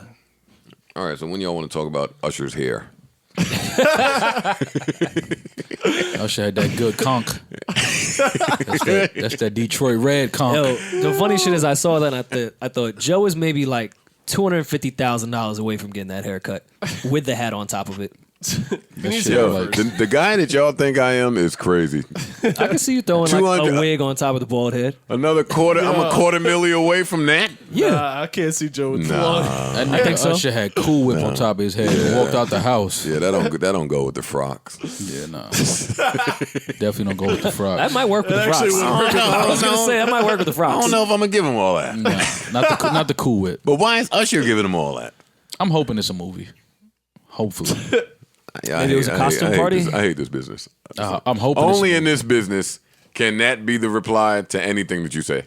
Well, with Usher, I was working on a movie. Yeah, why that nigga look sick like that? I hope it's a movie. I hope so. I hope that ain't his when Friday chill. When the last movie you seen Usher in? Usher does movies. What was the He just- first movie you see? He just did. I was about to ask. He has some movie-esque videos. No, he just did the Sugar Ray movie. That was You Got It Bad. That wasn't You Got He It thought Bad. because it was raining and it was a caddy. No, Usher Fucking does talking that. about Bird. Well, one more. Now Usher was in a movie, right? And he, movie? Usher- he just did the Sugar Ray movie. been- Oh, I'm not talking about a recent movie. I'm talking about that old movie. What was it? Light It Up. He might have been, Yeah. he might have been in the faculty. Am I? Damn! Did I just get that movie name right on the first? It was Light It Up. I seen that shit 7 times too. That shit was That's a good horrible. movie. You don't like Light It Up? I liked it when I saw it. Oh yeah, it was a good movie. I'm talking about today. Oh no, I mean a lot of movies we know now they don't age well. According to Wikipedia, which is always facts, he'll be in Incredible 2 already. Did that happen? Was he in Incredible 2? These niggas got to stop telling me that they gonna be in the movie when But they that's only got 2 voiceovers lines. though. That's Yeah. not. Oh, that's a cartoon. Yeah. See, I wouldn't Yeah, I even want to see you in the movie. he was in Scary Movie 5 I stopped watching after 2, bro. I stopped watching after. I've never seen a scary movie. in 2001. He was in Texas Rangers. What? How far back? He was going? also in the Justin Bieber Never Say Never movie in 2011. He was just in the Sugar Ray movie, fam. He played Sugar Ray. Sugar Ray is not in his Wait, Usher was Sugar Ray. filmography. Wait, what movie There was was a that? Sugar Ray movie? Yeah, he was. Yeah, he played Sugar Ray Leonard. Savon know all the facts nobody asked him for. Wait, Oh, hold yeah, on. Yeah, Usher Storm. played Sugar Ray Leonard. Yeah, I don't know. Oh yeah, who's your, There was a movie who's your about cable Sugar Ray. provider? y'all didn't know that? What stars you got? We spoke about that on the podcast when that movie was coming out. You got files? Yo, what you talking about? That was in theaters, man. Yeah, What Bronx theater you going to? What you talking Where about? Usher was Sugar Ray? that was in every Why was there theater, a movie fam. about Sugar Ray Leonard? It was No, about, there should be it a was movie about Sugar Ray Leonard. But Yeah, why would but- Usher play him? That's a better question. Can we get back to talking about the important stuff like Usher's hair and why? I said I'm hoping it was for a movie because he was dressed like he had the whole suit shit. So I'm hoping it was a movie. I'm hoping. Usher Who got do you think he's playing? From the looks of it, Yeah. One of the Temptations. a psycho? no. From the looks of it, it looked like he Little might. Richard? Yeah, from the looks of it, that's how it Chuck looked. Berry? Nah, somewhere. Most definitely Chuck Berry, right? It looked like it looked like he was playing Little Richard. It could have been. Well, let me know. Actually, what that could have been anybody from the '60s. He'd been playing like. it don't matter. Just let me know what movie it is so I can stay home. You're not gonna check it out. Check it. Oh, now we have to. No. Now we have to watch Hands of Stone. Peppermint goes right on. Watch what? Hands of Stone when he's Sugar Ray Leonard. I can't go out yet. Oh, is that the movie? Hands of Stone. Oh, wait. sure Oh, it's wait, Hands it's a of real Stone. movie? Yes. Wait, Maul, you saw Hands of Stone? You rushed that. What you mean, fam? That's Sugar Ray Leonard, I man. gotta see that text, yo. We out? We out to see Yeah. Hands How of Stone convenient tonight? is That that? was Sugar Ray Leonard. Wow. Yo. How convenient I is wish I fucking would go to the that? theater to see some killer shit and turn And it around wasn't about and Usher. Maul Hands and of Biggs. Stones. Maul and Biggs is online. So yo, let me get to the Hands of Stone. Like yo, Rockefeller's. I never look at Rock the same. Which one is that, sir? It's the one starring Usher Raymond. Yeah, Word. Got some weird ass start time. The 6:42. the 642. Let me for check Hands the of Stone. 6:42 Hands of Stone. Empty ass theater. Yo, you ever get to the theater mad early because you swear the movie you want to see about to be lit, and Yeah, that shit is Not. empty. just any seat Dead. you want. Yeah, just come on in. Pick a spot, buddy. Yeah, let us know when you want us to start it. By the way, Yeah. Yo, you ready now? yeah, Like we can just start it We now. can start it whenever. What No else? previews, nothing. What else happened that was funny? Nothing. That's not true. That's not true. That was funny. I don't know. So y'all didn't see Nick Cannon's show on Fox. I don't even know the name of it. Is it The Mask? Oh, with the celebrities Guess the dancer. guess the celebrity, Guess celebrity the singer. masked singing dancer. Wait, so the dancer Wait, what? dances. Wait, what's the name of it? Mass singer. Oh, hold up, Yeah, so I think man. what it is real celebrities They that dance. are singing, but they have on a whole like mascot costume type of thing. So you have to be able to tell who it is just from hearing the voice. They're not singing like their songs, whatever. You're funny sometimes. But listen, did anybody see the show? No, I didn't see See, that. that's, but here's that's the why thing. nobody's laughing with me. We can't joke on Nick Cannon anymore. These shows work for some reason. No, we can laugh at. He's gonna make a ton of money off this shit. Sure. This is a great idea. I don't know if I'm going to watch it, but it is a great idea. When you say mascot, are they in like a mask? Or No, they're in a Like- full mascot When you say- costume. when you say college great. football mascot. Exactly. When you say great, What? what's a great idea? No, I mean to have if you have it come up with a game show or a show. You didn't see the show, right? No, I'm just saying. But if you come up with an idea, let's have some of the biggest stars in the world come out and sing, but wear a costume and we have to guess who it is underneath the costume. That's not a bad idea for a show. All right, well, check this out. How was it though? As somebody that was watching there? You were there? viewing, yeah, like from the rip too. Like I ain't even catch it 10 minutes in from the jump. Coming up next. Yes, I was there. The long commercial in the front and all of that. This is what I thought. I thought the show started. Nick came out. He introduced the rules and the premise to the show. And my first thought was, this looks like the same studio that they did before, but it looks like dustier now. It looks like Maybe they didn't clean up. like damn. Yo, Nick, you could have that old shit that you used to use. Yeah, so it looked like it was the same studio, but a lot less production money. So I'm like, all right, cool. It's Nick though. I'm rolling. Nick comes out. He got a funny suit on and some funny funeral parlor hair, As Nick does. but it's Nick. So I'm rolling. Funeral parlor? Yeah, it looked like Usher? he no He had the same wig. no it looked like he had the morticians on deck. Okay. Looked like he had a few of those on deck. But it's Nick, so I'm rolling Of course. with my fiance. We watching. You know, that's when you watch stuff you don't care about.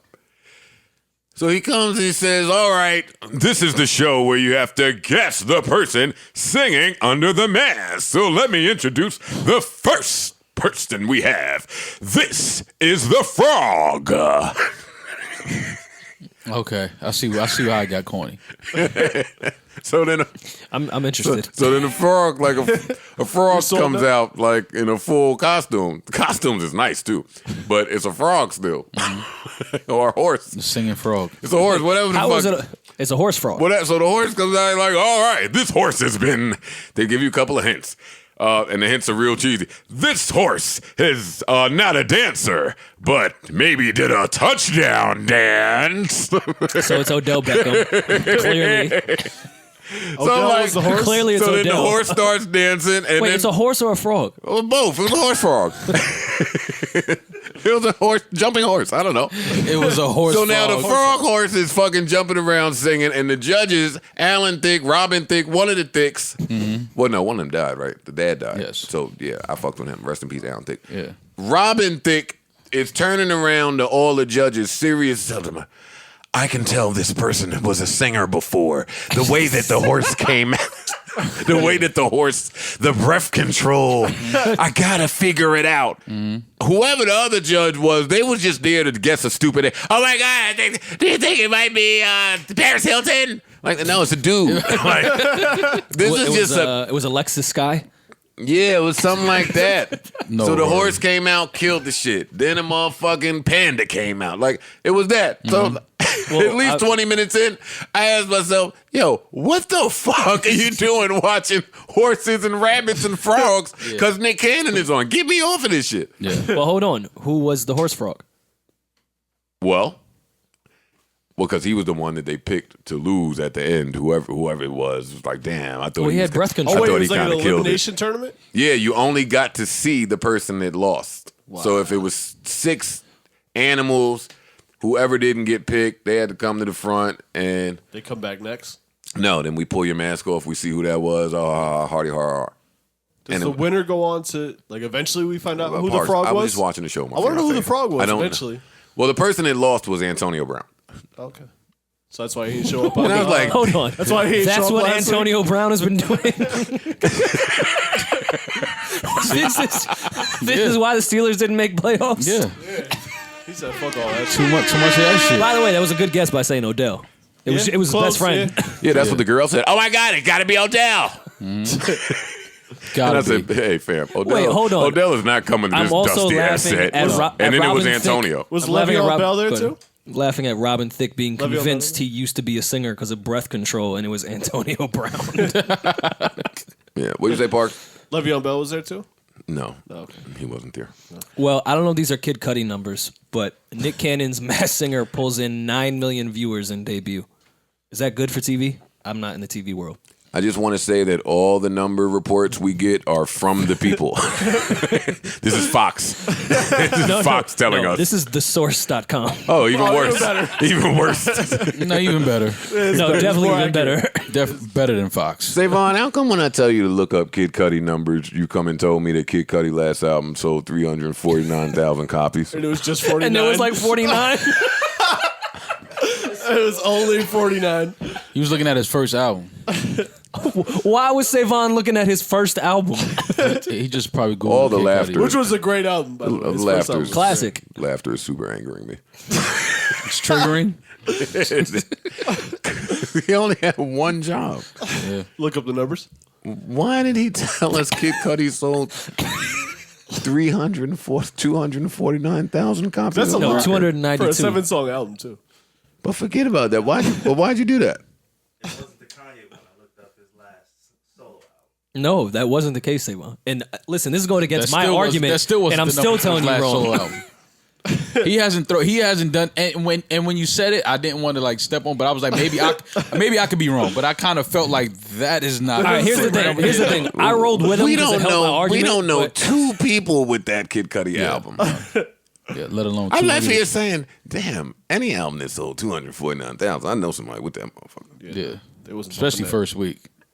Then I thought the fans was gonna kill me. Damn, Joe, you got Cudi fucked up. They was like, yo, man, you right, man. That nigga's trash. So now that we got that, back to my point to Rory. Okay, we're gonna have rehab. this. Yeah, man, you part of the group of niggas that say Cudi can never do no wrong. Get that nigga the fuck out of here. Yeah, that was my point. Okay, Doubling back I don't on to think get it's the over fuck for out of him, here but- is funny.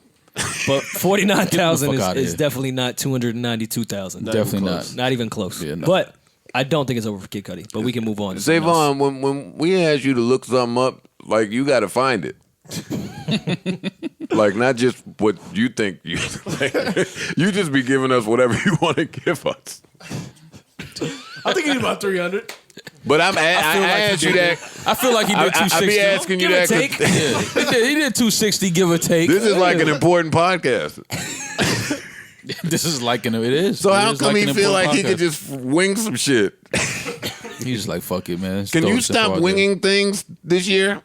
Like honestly, like if we had some shit, could you take your time, find it? Hey, even one better than that. Sometimes when we talking about something that is look upable, why don't you just look it up? Savon the Don. See, he shouldn't be a don. Nice done. He shouldn't be a Don. How you gonna undon him? Nah. Yeah, undone him. He was undone he was him. definitely deep. Like he's soldier now. He's Savon the soldier. Savon the soldier. He's not a I'm not Don, even he's not a giving them capo. soldiers. Hey, an associate. Savon the I'm not associate. giving them runner. He's not.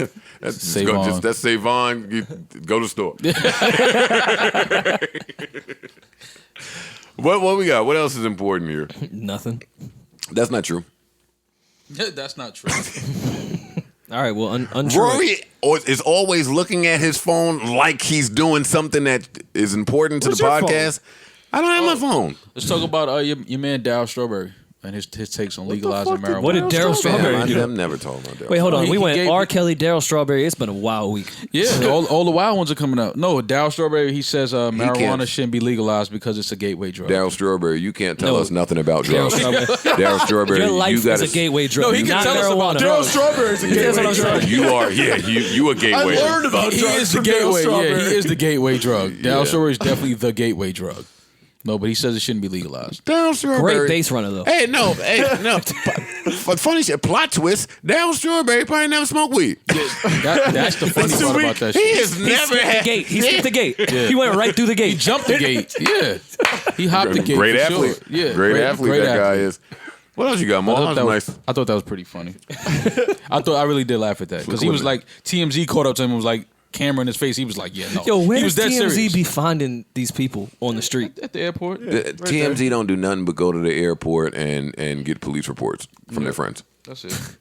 What do you think the interview is? for TMZ the don't get people? no scoop from anywhere else that a scoop is happening. Just the cops. And the airport. It's the people that pay them TSA. to scoop. What do you think the interview process is for the people that hold the camera and ask those outlandish questions? You got a camera? Yeah, that's Do you have pretty an much open? it. Do you have an open schedule? Like, can You free Saturday? can you go to LAX at any time? In LA, all you need is a camera and a Prius, and you can be a cameraman for TMZ. Honestly, I don't know how they know where people are going to be at, but like they find you. Where else did the plane gonna land? No, I'm talking about on the streets of LA. Burbank. Not even at the airport. Oh, Saddle Ranch, Saddlebrook. Saddlebrook. Saddle Ranch or Saddlebrook? It's different. Both. Saddle Ranch. Saddlebrook is like Yeah, does not far nobody fetched. Same does shit. nobody fly into JFK and LaGuardia anymore? I've never seen TMZ just chilling at LaGuardia. You seen LaGuardia lately? It's crazy. Yeah, you don't want to chill at LaGuardia. Not right now. I don't got money like yo. Why won't they fix LaGuardia? No, they are right They're now. trying to. No, It's just taking a they've been while. fixing it for years. No, it's getting there. That's the fixed version. Yeah, no. It's No, not no, no, finished no. yet. They've been fixing it for about 12 years, though. Drive down to Grand Central. JFK is super nice. It's just yeah. 90 Shake miles Shack in away. that bitch. It's an international airport. That's what. No, they- LaGuardia looks like they might be all right in about a Getting year close? or two. Yeah, All right, they're people close. that aren't in New York don't give a fuck about these airports. They fly No, they into do it. because when they land in LaGuardia, they sit on the runway waiting an hour and a half. LaGuardia to fucking LaGuardia pull is into a the gate. strip mall with planes. But here's the thing: they're That's fixing the sick. airport. It's still only one runway. Yeah, It's not gonna fix anything. it's a bad airport. Try not to fly in LaGuardia. Anyway. I love So- LaGuardia. so Daryl but it's Strawberry. right around the corner from me. So. Darryl Strawberry was at LaGuardia For sure. That's why he was Why mad. keep Coke. making us talk about Daryl Strawberry? because I thought that was funny. I thought that was funny that Darryl Strawberry said we shouldn't legalize weed. That's hilarious. Do y'all care that China landed on the far side of the moon? I had a joke for that, but no, I don't care. Who? China? Oh, the country. Yeah, not my man. Thought you meant like China Mac the rapper. Yeah, I don't know. Yeah, who you thought we was talking about? Yeah, I don't know. No, I didn't There's care a lot about of China's that. out here. I didn't care about that. Why did they pick the dark side? Okay. Not the I mean, dark have you side guys- parts, have the you guys far heard- side. Yo, the shit, Floyd the shit album? I'd be so amazed at. Yo, Oh, you was trying to go in on that one? You was trying to That go was in? the deep Yeah, dive. go ahead. That was gonna get us in 2 hours. Let me hear your mix. No, but let me hear That was your gonna mix. get us over the hump. Let me hear I what you did. cooked up. Let me hear what you cooked up on that. because China's the. You set me up. I want to hear your mix. Let me hear what you cooked up on the China on the moon. Go ahead. Let me hear it.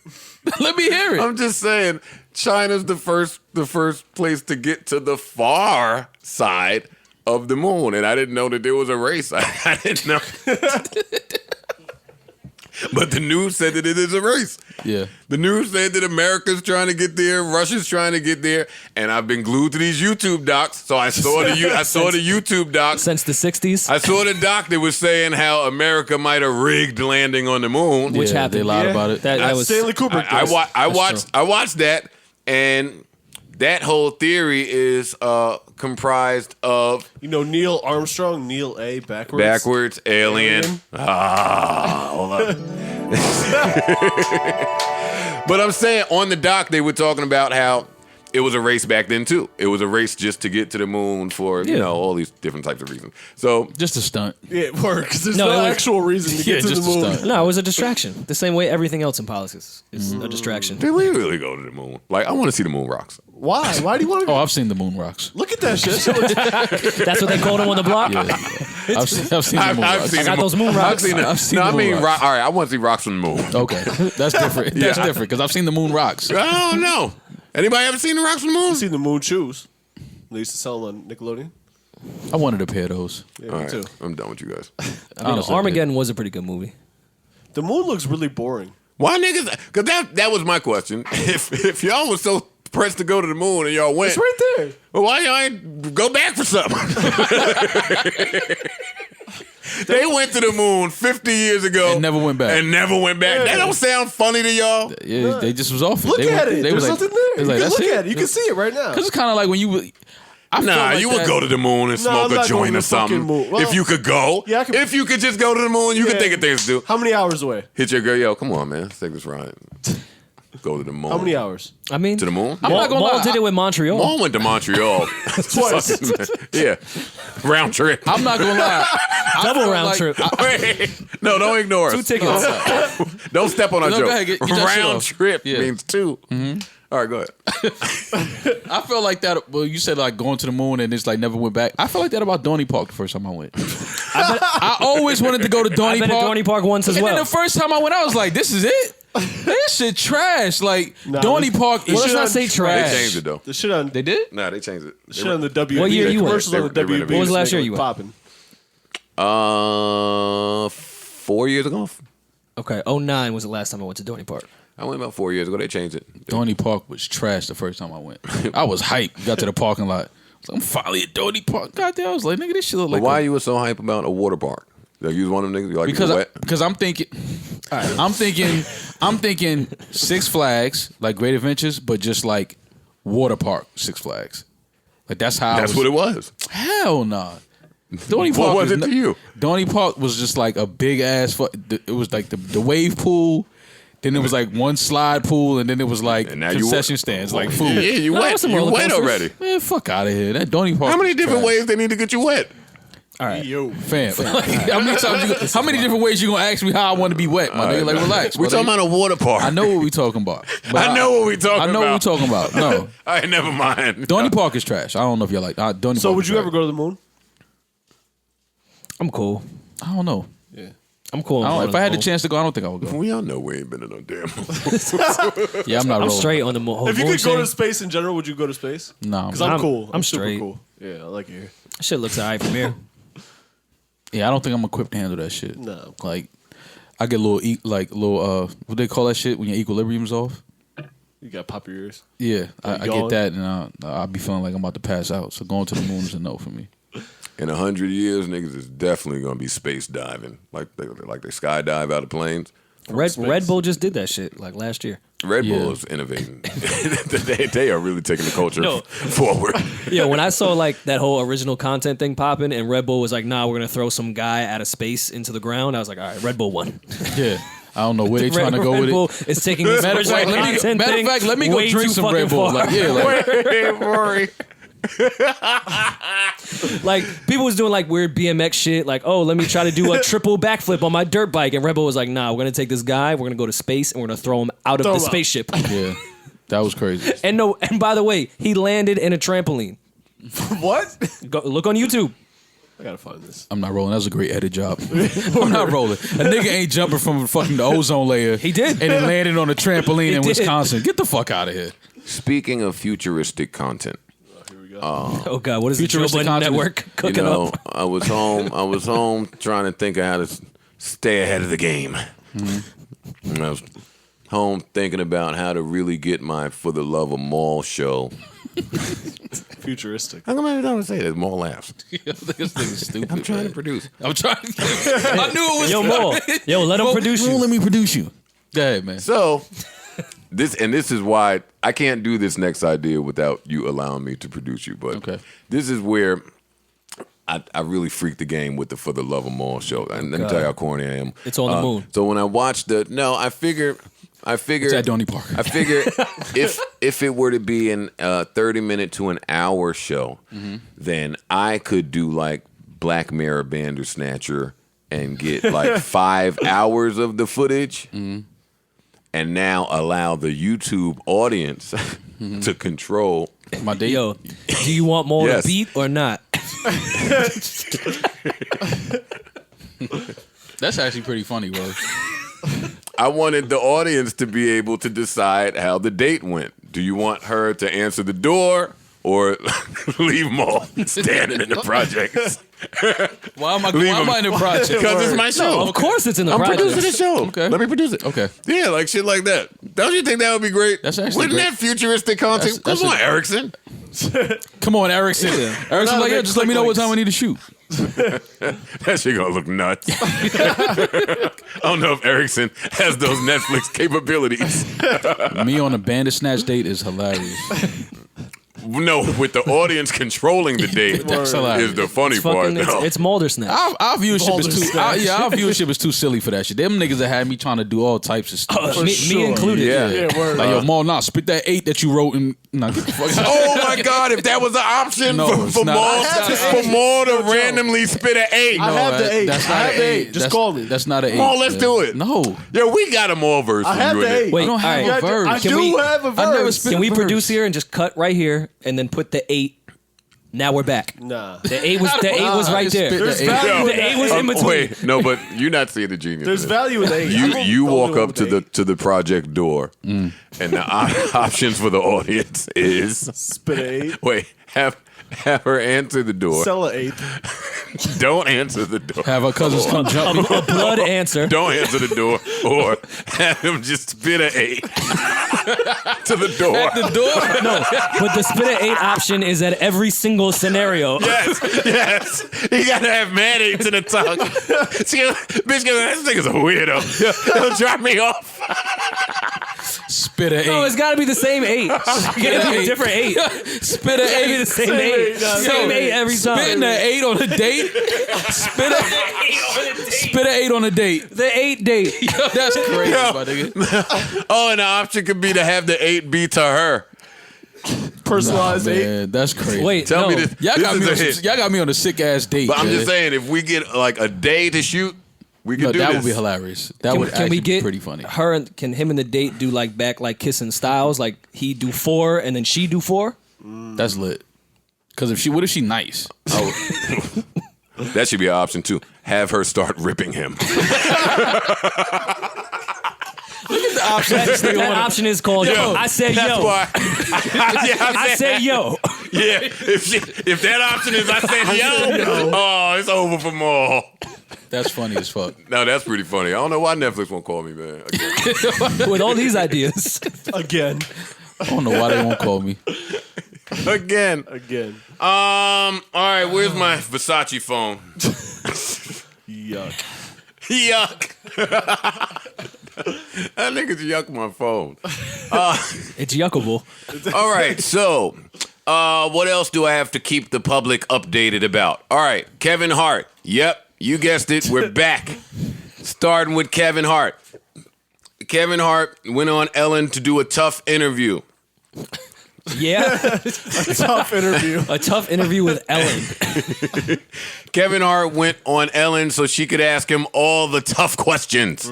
All the questions that they pre-rehearsed together. So he went on there, he said everything that he had to say, and now there's a looming report saying that Kevin Hart is evaluating whether he will do the Oscars now. Yeah, you got to evaluate it. He's got to gotta evaluate. got some Always in life. evaluating. Life evaluate. And using the Ellen rollout, Ellen kind of co-signs you into freedom with whatever the fuck you want to do. Yeah. Like- Once you sit down with Ellen, Like everything's anytime okay. Ellen's there, you can do whatever the fuck you want to do. Rory? Yeah. Ellen co-signs you into freedom. Yeah. Wait, That's weird coming from a white guy. Oh, I didn't. All right. If that's the way you guys want. I didn't even look at it like that. Yeah, but- neither did I. But Jesus Christ, Parks. No, but once what you the fuck were you thinking Come on, Rory. about? Why the fuck would you say something like that? Clearly, that's on Parks' mind. Y'all should be looking at Parks right now, not I. No, the funny is that I kind of understand what you were saying. Whatever you want to do, you can do it with Ellen. She's a safe zone. No, once you go to on Ellen's show, that's like getting your product in Target or like Walmart. Like you won. Yeah, you're good. Everything's fine. life is gonna be okay. But why we ain't been on Ellen yet? Because life ain't okay yet for us. Still We're out working here. our way there. I think we would be great. I was on gonna say, Ellen. what do you guys think we would do on the Ellen show? Whatever Ellen wants to do. No, we would be so trash. No, whatever Ellen wants to do. Yeah, Ellen, let's go to Harlem and get some chopped cheeses together. Well, I'm not going to Harlem to get a chopped cheese. With Ellen? Shit. Yeah, you would. Harlem loves Ellen. Well, I won't go anywhere with. I will go anywhere with Ellen. Did the streets fuck with Ellen? Hell yeah. Everybody loves I don't Ellen. be in the streets, so Everybody loves Ellen. okay. I've never seen somebody say they don't like Ellen. Did you watch her stand up? Could we take I've Related. seen one. I don't know which one. Just came out. Oh, no, I didn't see a new Could one. we take was Ellen actually kinda funny. It was pretty funny. to the clubhouse that you go to on Tuesdays? For sure. Okay. I looked at Ellen a little different after that stand up. She said she's 60 years old. She looks good. Sounds too. about right. Excuse me. She's 60 years old. She looks really good for 60. Oh shit. Well, when you have money, That's true. Wait, you look fine. Scathing hot take. Ellen is black. Duh. You ever seen Ellen dance? Now that you say that, Maul. Whoa. Yeah, we're taking Ellen. She belongs to us. Yeah, I'm sorry, man. She's with us. She definitely belongs to us. I wish that great. people would just stop pandering in 2019. And let me not sound so aggressive because my tone makes people think I don't fuck with them, and I really do fuck with Kevin Hart. But come on, Kev. Like, come on. We Who knew knew that, we though. knew you was doing the Oscars? Yeah. And you know what? I'm not gonna And the say Oscars knew I you won't was say that you shouldn't do it. Like, who the fuck am I? I've never been at that level of success. I don't know shit about what you should or should not be doing. But I know that that's something that you wanted to do. Like, that's on your list. And it should be. It's a big deal. It is. It's a big deal. So I mean, if you gotta apologize for offending people, I mean, regardless of what our take is, if you have to, don't cut your nose to spite your face. If you want to host the Oscars and they're asking you to apologize for being offensive mad long ago, and you want to do it, then just do it. Like, don't take me on the emotional roller coaster of, nah, the black people, we gotta stand together. I did that. Y'all making me relive. Just don't take me through that if you're gonna do it, or if this is behind the scenes already in the works. That's what I'm saying. I don't want to beef. It's all smoke and mirrors. It is, which sucks because I did like the stance he took. Like, I apologize for this shit. Stop bringing up my old tweets to get me off the fucking Oscars. I like the stance he took too, but it wasn't a stance that I expected from Kevin Hart. Me either. Because That's Kevin actually Hart, why I respected it more, to be honest with you. Okay, 'Cause he has- all he did was like he cursed him out, and then he waited outside after closing out. Was like, yo, let me talk to y'all for a minute. Like, let me just talk to y'all for a minute. Like, we ain't got to jump the gun here. Like, let me just talk to y'all for a minute. That's all he did. And there's nothing wrong with that. Like Well, you he said, did those- apologize after he said he wasn't going to apologize, like hours later on Twitter. But man, Kev, you want to host the Oscars? Go up there and do a phenomenal job, man. just don't, the end. as a comedian, don't shy away from this entire thing. They better be part of your opening monologue. He has That's to. all. Like, you can't He not address has this whole to shit. do that in his monologue that night for sure. Then I definitely won't respect it if you just push the shit to the Can side. Chris Rock help with the monologue? Oh wait, he's not really in my best graces right now either. After that thing, I'm sure Chris Rock will help with writing. he on would that. kill the monologue though. I mean, shit, a lot. Chris Rock when, don't play with no monologue. When Chris Rock does monologues, he gets Chappelle, Neil, and Kevin Hart to all help write. Like, they all are a clique when it comes to monologues. Has Jamie Foxx hosted the Oscars? He Don't should have. ask Yvonne. Oh. I think I don't think he has, but I think Jamie Foxx would be dope for the Oscars. He would be great for that. But we're still waiting to see if Savon. can Jamie find out Foxx if was he one of has. the most talented men on. He still is, but he had about a 3-year period where it was like he's not human. We've said that 97 times. Yeah, in this well, I mean, like, look, keep Let's giving do them a their deep dive. flowers, man. Fuck it. People are clear on where we stand with Jamie. Never hosted. Well, I mean, we could talk about Jay-Z. Are you positive? He's like, Jamie Foxx we're talking about. And the Oscars. not Oscar De La Hoya. We know Jamie Foxx and Oscar met. He didn't play Oscar De La Hoya in the Punch Out with Usher as no. Sugar Ray. Yeah, No, Leonard. he did do 390 last week on his Yeah, last he did. He definitely Jamie did. Foxx Last did time. 390. We blame it on the alcohol. He's like, no, Jamie Foxx does not watch the Oscars. No, he doesn't. So we definitely Googled if Jamie Foxx knew Oscar. He has had Oscar Mayer in his past. Yeah, for sure. What else is important? Chris Brown, right, Rory? Chris Brown is important. Chris Brown is important. Is he? Did you guys listen to his new Yes, single? Parks. Sorry. Chris Brown is always important. Yeah? Did you guys hear his new single? No. It is called Undecided. I'm cool. I'm undecided. You didn't like it? It's not for me. Not for me. It sounded good too. It But did sound good. I'm off of Chris Brown lead singles. Here's my issue with it. They sound like lead singles. I like auto-tune. Always have. I don't like when real actual Always singers. have. Oh, wow. That's crazy. Always That is have. crazy. Is it breaking news? No, they dug that up. What is this? Let's hear it, Joe. No, you won't, No. won't hear from me. They dug that up. Yeah, I saw that. I saw that. Take this phone. I feel like I'm getting attacked. Just by Yeah, no, I saw that on my holding timeline. tweet. Anyways, back to what I was saying. Yeah, I like the record, but I don't think Chris Brown should use this much auto-tune. He can actually really sing. I don't need that. That song didn't need auto-tune. Listen, told y'all that they was gearing up for the first and second quarter, and we not even 4 days in, and singles is dropping, Future's dropping shit, Chris Brown's dropping. People have projects coming. I just don't want to hear lead singles from Chris Brown. I like albums from him. Which is fine, but I saw on his Instagram, and as most famous stars have, like a leader of their clique, their hive, their navy, whatever else you want to call it. Chris Brown has one. I don't know how to pronounce her name. You seem to know who it was, Joe. It's Beyonce's name with C-H-R. Chris Ronce. It's Creonce. She posted something.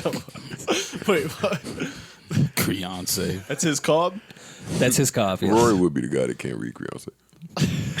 I just wanted you to inform us because you seem to know exactly who it was when we talked about it in pre-production. Little nice. In pre-production. This nigga's slimy, man. Pre-production is funny. Pre-production. Because what is our pre-production? That's the funny cigarettes part. in the kitchen. Yeah, exactly. Anyways, yeah. So she put something up that Chris Brown posted that goes back to like the streaming farm shit, the do's and don'ts when it comes to streaming. So Chris was putting this out. The first one is a do. If you're trying to get him on the charts, purchase the song on Friday morning as soon as you wake up. Don't play exclusively from iTunes. Do stream on a playlist. Add an interlude, or if you're trying to enter into the Billboard 200, keep the tempo on high end only. Don't put the new single on repeat by itself. Do request in a bio. Don't sit and argue with trolls all damn day unless you're going to promote the song. So forget the last part. But this is nuts how far streaming has come that you can really manipulate this entire thing if you know how to do it. This is a Stan telling people This how is the to leader listen to of the Chris music. Brown hive and how to get this single to #1 on the streaming platforms. She was saying don't even purchase it tonight. Purchase that shit in the morning because Billboard is shut down right now. Wow. This is how far they've taken it. Look what we could have done with Rage in the Machine if we had the tools. If we had the information. If we had Creonce. What, yo, Cobb? I'm talking to you, Cobb. Why you ain't do this for Rage in the Machine, man? Cobb, where was your antennas when they was out here streaming? Cobb gonna shoot both of you niggas. That's a fact. True. And we ain't gonna see it coming because we don't know who he is. It's Joe. It's Joe. I believe that. And I I've can been see wanting that. to shoot y'all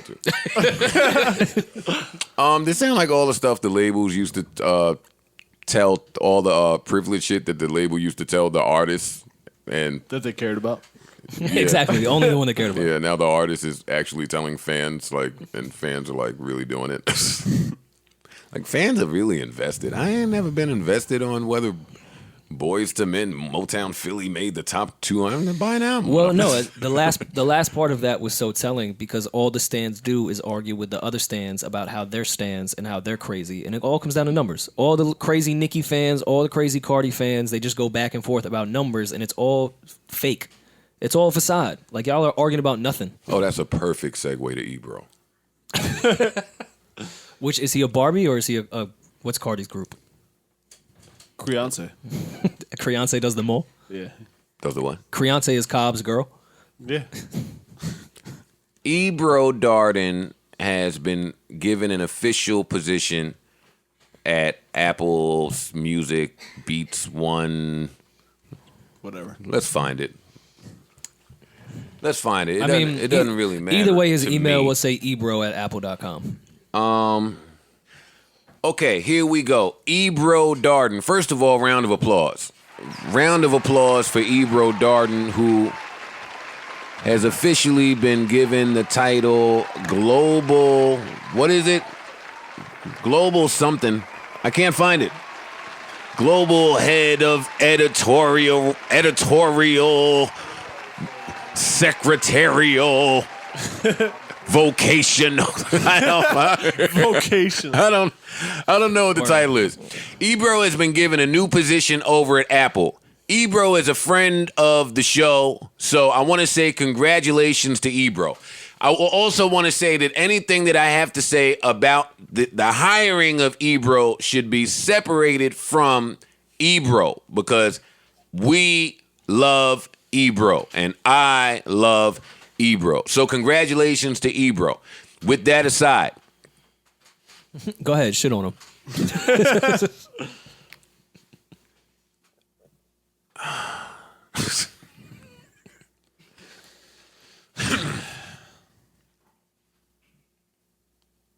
What is the job? It's the head of editorial hip hop and culture. What is that? He knows the vibes. What is that job? Yeah, it's the vibes. Somebody tell me what that job He's is. curating the vibes. Anybody? Because I don't know what the job is. And he did an interview with Complex, and I read it, and he didn't know what the job was. It sounded like he didn't know what the job was. So let's talk about that for a second. Ebro Darden has been given an official position at Apple to do global vocational secretarial something. Throw in analytics just because it sounds. My good. question to y'all is, why the fuck would this be happening? Why is this happening? Y'all never ask yourself why certain things are happening? Let me paint the picture for you guys. Ebro has been over there for ages. Mm-hmm. This ain't a new hire. This ain't a new acquisition. Ebro been there since 2015. That was the funniest part when I saw that. I was like, oh, so he's just more hired. He got a Yo. Like, position. when I read that big, I was like, wait. They gave Ebro a job. I was like, all right, maybe he has health insurance with this now. That's what I thought. Maybe some dental? I did. I didn't know. I still don't know what that means. Maybe a little 401k. Editorial, global, communicational networks, Netflix password, Hulu, Xbox, PS4 account, screen name. I'm highlighting this because, I've always felt like Ebro is extremely intelligent. I've always felt like he could be an asset to a company. So when I'm watching him hold this position over at Beats for years, just a regular radio position, just a regular talk break, songs, talk break, Interview every now songs, interview, talk break. and then. Take a picture on the roof. Oh, yeah, you got to walk to the roof. No, he always does the we picture on walk the to the roof. roof. I got 3 of them up there with me and Ebro. we kill that shit. I highlight this information because Ebro was a program director in New York City for a long time. I'm saying his skill set is far greater than purely on-air personality shit. But that's what he was doing at Hot. And now at Beats, that's what he was doing for a long time. And me, someone who knows Ebro well enough to know that he knows a little bit, all I could say was, why won't they hire this guy? Why won't they put him in position? Why don't they make him do something? He is. He's the head of editorial. That nigga wasn't never doing shit. Playing a bunch of fucking records, talking about, oh, we global here, over here in West, da-da-da-da-da. Telling me the top 10 in West, da-da-da. I don't care about Brazil's the top 50 songs. I don't care. You hating? Maybe. Sounds like hate. Maybe. I've heard But hate before. I've Because we have always... fans in Brazil and West. Da. So you couple that with, and let me also say that, let me start this with, I love you, and I think we got the power to grow. No, we have the power to grow. We have the power to grow. These companies, and we're gonna talk about Apple. Let's stay with Apple for a second, even though this is a Spotify podcast and a Spotify laptop. And that was mine and Park's conversation a while ago. It was about these companies that are also very arrogant with their intel and their data. These companies... No, our data. Right. Yes, Rory. Yes. These companies come off as if they are high and mighty, as if they're doing great, excellent, everything is swell, everything's wonderful, we're crushing the game. Mm-hmm. And that was that. And that's how Apple always comes across. Apple comes off as this innovative company, but they're very reactionary. Yeah, I agree. Well, let's say as of late. Yeah, I was gonna say they haven't been. And by as of late, I mean innovative maybe the last 7 years. ever since Steve Jobs died. Let's be clear. But let's not say they were not an innovative company because you no, they could were. make a debate. We're 2 hours and we don't have the time. Yeah. Yes, they were innovative. Okay, I just want to. We're here. Yeah. I'm saying, as of late, they have not been so innovative. 'Cause they don't have and I Kanye take West. it. I take it a step further. I feel like they have been chasing the crowd, just reacting to other people innovating. For sure. So I take that, right? I'm all over the place here, so just follow me. I take that And when I see the report that said, it was a few months ago, and I spoke about this on a live podcast, Apple is looking to purchase iHeart. That was super weird. It was super weird. iHeart, who already is having all these fucking financial issues, but have all of this content that they can't seem to work or get off the ground, and all these broadcast radio stations, all this shit. So now Apple wants to buy them and do a merger, so they have all of that content. It just struck me as odd for a company that was ahead of the pack. Why would you want to purchase all this loser shit? And now here you have this Ebro news, a guy that's been under your umbrella for years and years and years and years, and you wouldn't hire him until now. Why him? Why now? My point to Parks was that for as big as Apple is, they still need to be dominant in the urban music genre. And this is not a hardware conversation, right? We're not talking about the hardware. It ties in my opinion, which was my point back then. But carry on. Okay. Well, I'm not talking about hardware and software. I'm talking about Apple as it pertains to the space in the music business and what they're doing in music. Yes, because that is a separate division. Okay. It is, but it isn't. Oh, that's where we had this.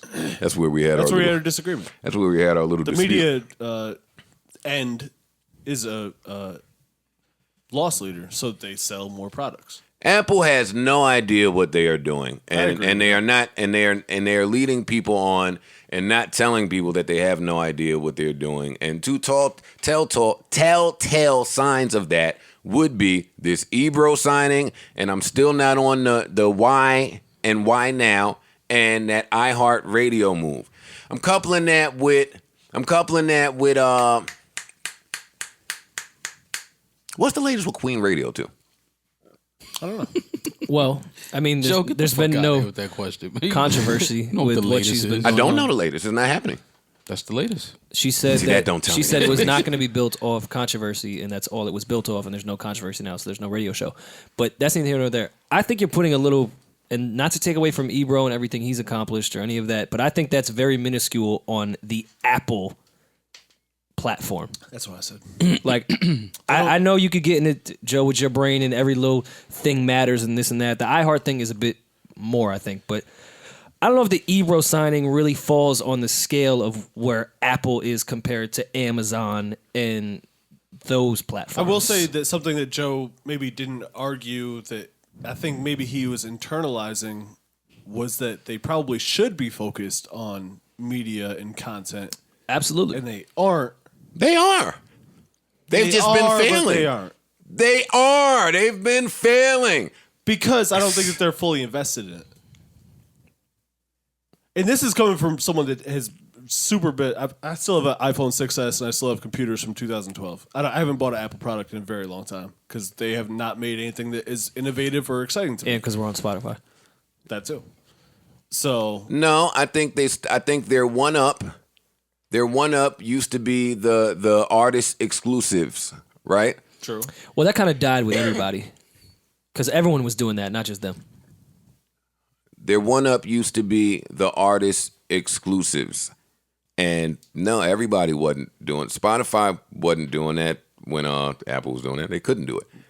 Everyone had exclusives. Everyone at Yeah, one for point sure. had exclusive, and I think there Man, was Apple some had law the good and ones. some. What are you talking about? They had the big ones. Like, for why sure. y'all just be arguing with me to argue with me? I'm Apple not- had all the good fucking exclusive guys. But they were doing it as competition because the other platforms are doing it. But I think there was some agreements between labels or some little law that went under the table that they can't do that shit at all.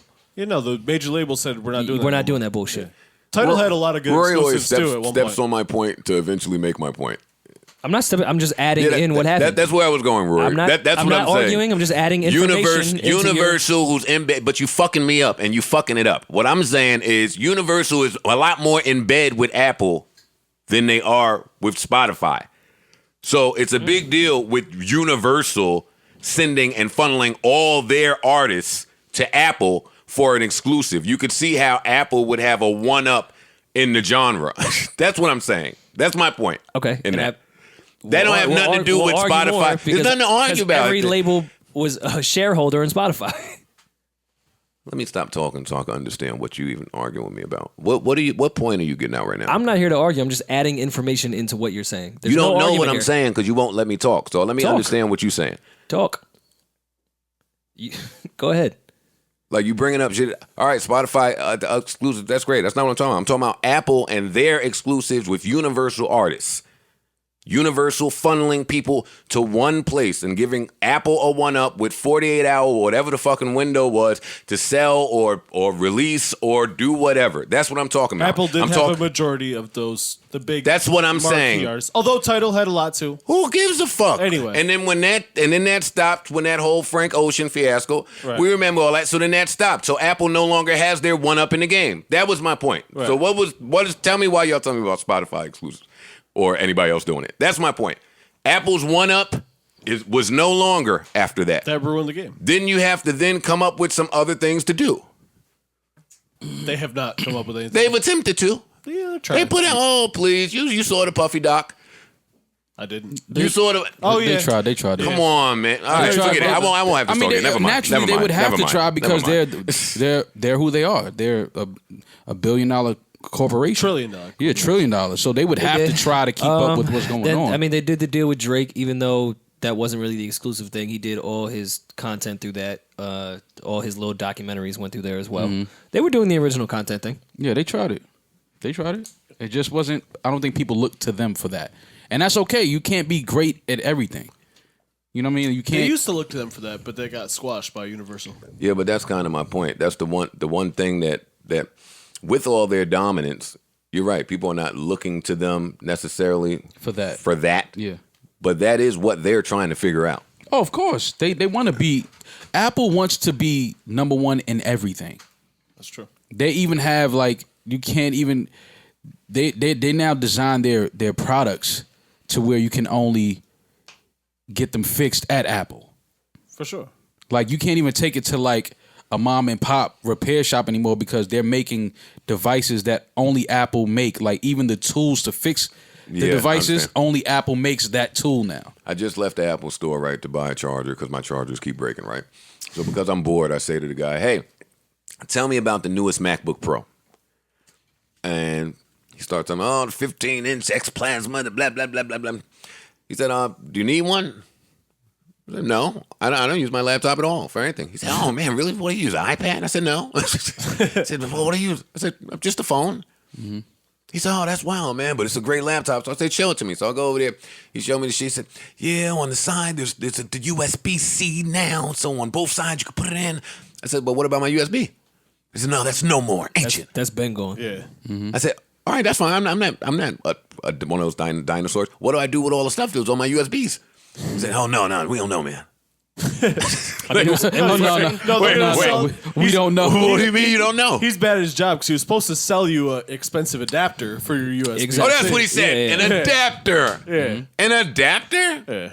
No. Yeah. No. That's when I bought this MacBook. I was the dinosaur because I had so much stuff on hard drives and USB shit. I said, hey, can you sell me the most recent MacBook that still has USB ports? That is a beautiful Spotify MacBook, by the way. Yeah. Thank you. And thank you to Spotify for sending us these laptops. Yeah. I mean, they look similar, but no. Spotify lace these. Yeah, Apple sucks. Spotify rocks. And they didn't reach their quarterly projections. They were off by $60 billion. Yeah. Something crazy. Which doesn't sound like a lot when you're talking about 900 trillion, but Yeah. it's a lot. It adds up over the quarters. That's what I was telling you, Parks. I mean, eventually, as all companies do, there's gonna be some decline. Yeah, once everyone has an iPhone. They were at number one in everything, and then it became a common thing to have this expensive ass phone. And You're right, Rory. and My- a So computer things and are iPad. going to decline, and even with that, and that's why I brought up adding in the new information about the other platforms. There was competitors. I do agree with you that they are now just reacting. Like this just became waterproof. The Samsung joint's been waterproof. Right. Like they're reacting at this point, and that's why I think they're declining because they're not doing anything innovative. Right. But you still have to add in that they were number one. The same way with Nike, and we talk about Adidas coming in and They're still very much number one. Nike is still that shit, but they're declining from what they were, obviously, because everyone else is now being innovative. Yeah. They're not the only innovators on the block anymore. Tidal is, Spotify is. You got to deal with it. the next 5 years, that decline is going to happen rapidly. I mean, if Probably we're so. just watching. I mean, if they don't change their ways now, yeah. You can look at what happened I don't with disagree. Dell used to be the fucking ruler of the world with computers. That doesn't exist anymore. Everyone bought a Dell. I had a Dell. And then Adele put out a great album, so then that kind of Good point. that yeah. And then she put out one that wasn't so good. Yeah. That album was real bad. White people don't be acknowledging that other album. No, Yo, they sweep that one. That under was the wild. Yeah. That never happened. Yeah. It was crazy. I think all artists are they get that though. And I was really, really excited because Mac Wilds was in the video, and I was like, "This is the one." And then it came out, and no one. I was trying to talk about how bad it was, and everyone was just quiet. Like Yeah. somebody died, and they were like, "No, don't even talk about." all great artists We they fuck get that with Mac. pass. No, that's my guy. all great artists get that they had pass. No, that song "Hello" is great. That Mac I was is gonna say in. they but had the big but the single, rest so of the album they is. didn't care. Ugh. Yeah. They had the big single. They didn't care. Yeah, Mac was in the Still only sold good song. 20 billion copies. Of course. Any song with somebody just belting out a fucking hello is hard. I thought that was feminine, toxic, whatever the fuck they call it now. Like she was kind of wilding in that song. Like she was trying to get. She was admitting I was really trash, but like come back to me. That was like some real toxic femininity shit. She was like, she was throwing pots at Mac, and Mac was like, "Yo, chill." And then like she was like, "Hey, hello, Rory- I'm I back keep here." it like Rory that. said jokes. I'm scared to jump in on. I'm Don't. just- Yeah, good. Don't jump in on it. Oh, I'm not. Yeah, I ain't people like that. Rory. Watching Parks TV. Go re-listen to Adele "Hello" and tell me that's not feminine, whatever the fuck you want to call it. Toxicity. I can't pronounce that word either. That's why I'm not even gonna try. Toxicity. Yeah. Toxicity. "Hello" is that bullshit. Adele was wilding, man. We got to stand up. Damn, Rory. Thanks for pointing that out. Yeah. No, when I saw Mac right after the video, I hugged him. I was like, "Yo, you can talk to me about anything, bro." Matt killed that video. He did kill that video. That was a big placement. Yeah, I was excited. Look what the music industry has done to me. Like, I'm saying placement. Placement. That is the. Yo, we got sleepers. We're getting the fuck out of here. I don't Got want bad placements. Yeah. Someone's about to get a placement right now. Yeah, they are. Wait, is there anything else that we need to hit? I feel like we're forgetting something. Golden Globes, no. Hit that Ebro, Versace phone. check. Versace phone. China. You had that listed. Nick Cannon and the Masked Dancer show. AJ Calloway accused by 2 people. ASAP Bari accepts deal. I don't think we talked about those things, but yuck and yuck. Good. We didn't, and I ain't. Yeah. First one, yeah. And that's our Saturday show. Thought it was a good one. Yeah, I thought it was a good one too. I'm rushing home to catch the rest of this R. Kelly shit. I have to see it. Yeah, we invested now. Can't just watch the first part. no. I watch. Oh no, Absolutely no. not. Yeah, no. Now it's on. I ain't gonna lie. I was reading my phone just now. Some sick shit on this 3 and 4 R. Kelly shit. Sure. Yeah, I'm gonna I catch saw that in 1 the and 2, morning. so. Yeah, but they're going further. Well, Like, I don't know if you saw Dream They Hampton's said he tweets. left the court. He left the court and did ignition. Yuck. Dream Hampton said 5 is the one. Yuck. Oh no. I'm glad you told me that now. I'm gonna cry. So Yeah. let me brace. She Why tweeted, 5? She just said 5 is the one. She didn't get into details. She just said 5 is the one. Shit, after 1, 2, Word. 3, and 4. Yeah, that's my Saturday night. What? Get Yeah, the man. popcorn. I don't know. Nah, get They're gonna lock him up. the tissues and They gonna lock him hard up. drinks. They're gonna lock him up. If they lock him up, we need to give Dream Hampton like a real award. I don't know where we would give her an award, but she needs an award Yeah. because it took this long. Like finally, If they lock him up, I'm sure there'll be plenty of people for us to reward. Yeah, I can The see. I the can just women see a wave obviously of people too, coming but- forward. I can see a wave of people coming forward. Because this is just like a SVU shit. I mean, this shit airs. There's other victims out there somewhere. Somebody gonna come somewhere where some charges could be brought up. I don't think we've seen the last of this. But yeah, well, that's I why don't it's have important. anything to support what I'm saying, but it's just a gut feeling. Yeah. But that's why it's important for people to, when victims come out and speak, because hopefully they inspire other victims to come out and speak. So naturally, more women will come out. yeah, man, and shouts to those women again. More men should come out. More men should come out. I understand why you do not. I see how Terry Crews is treated. We saw how Raz B was treated. there's some other gentlemen that we see how they were treated as well. So I understand it, but I just want to encourage people. It's tough. It's tough today. I want to say I want to encourage people to speak. Mm-hmm. That's fair. Yeah. Yeah, it's just it's a release, and it's a freedom in that somewhere for people. Yeah. I can't begin to understand it, but yeah. Prayers to all sexual assault victims.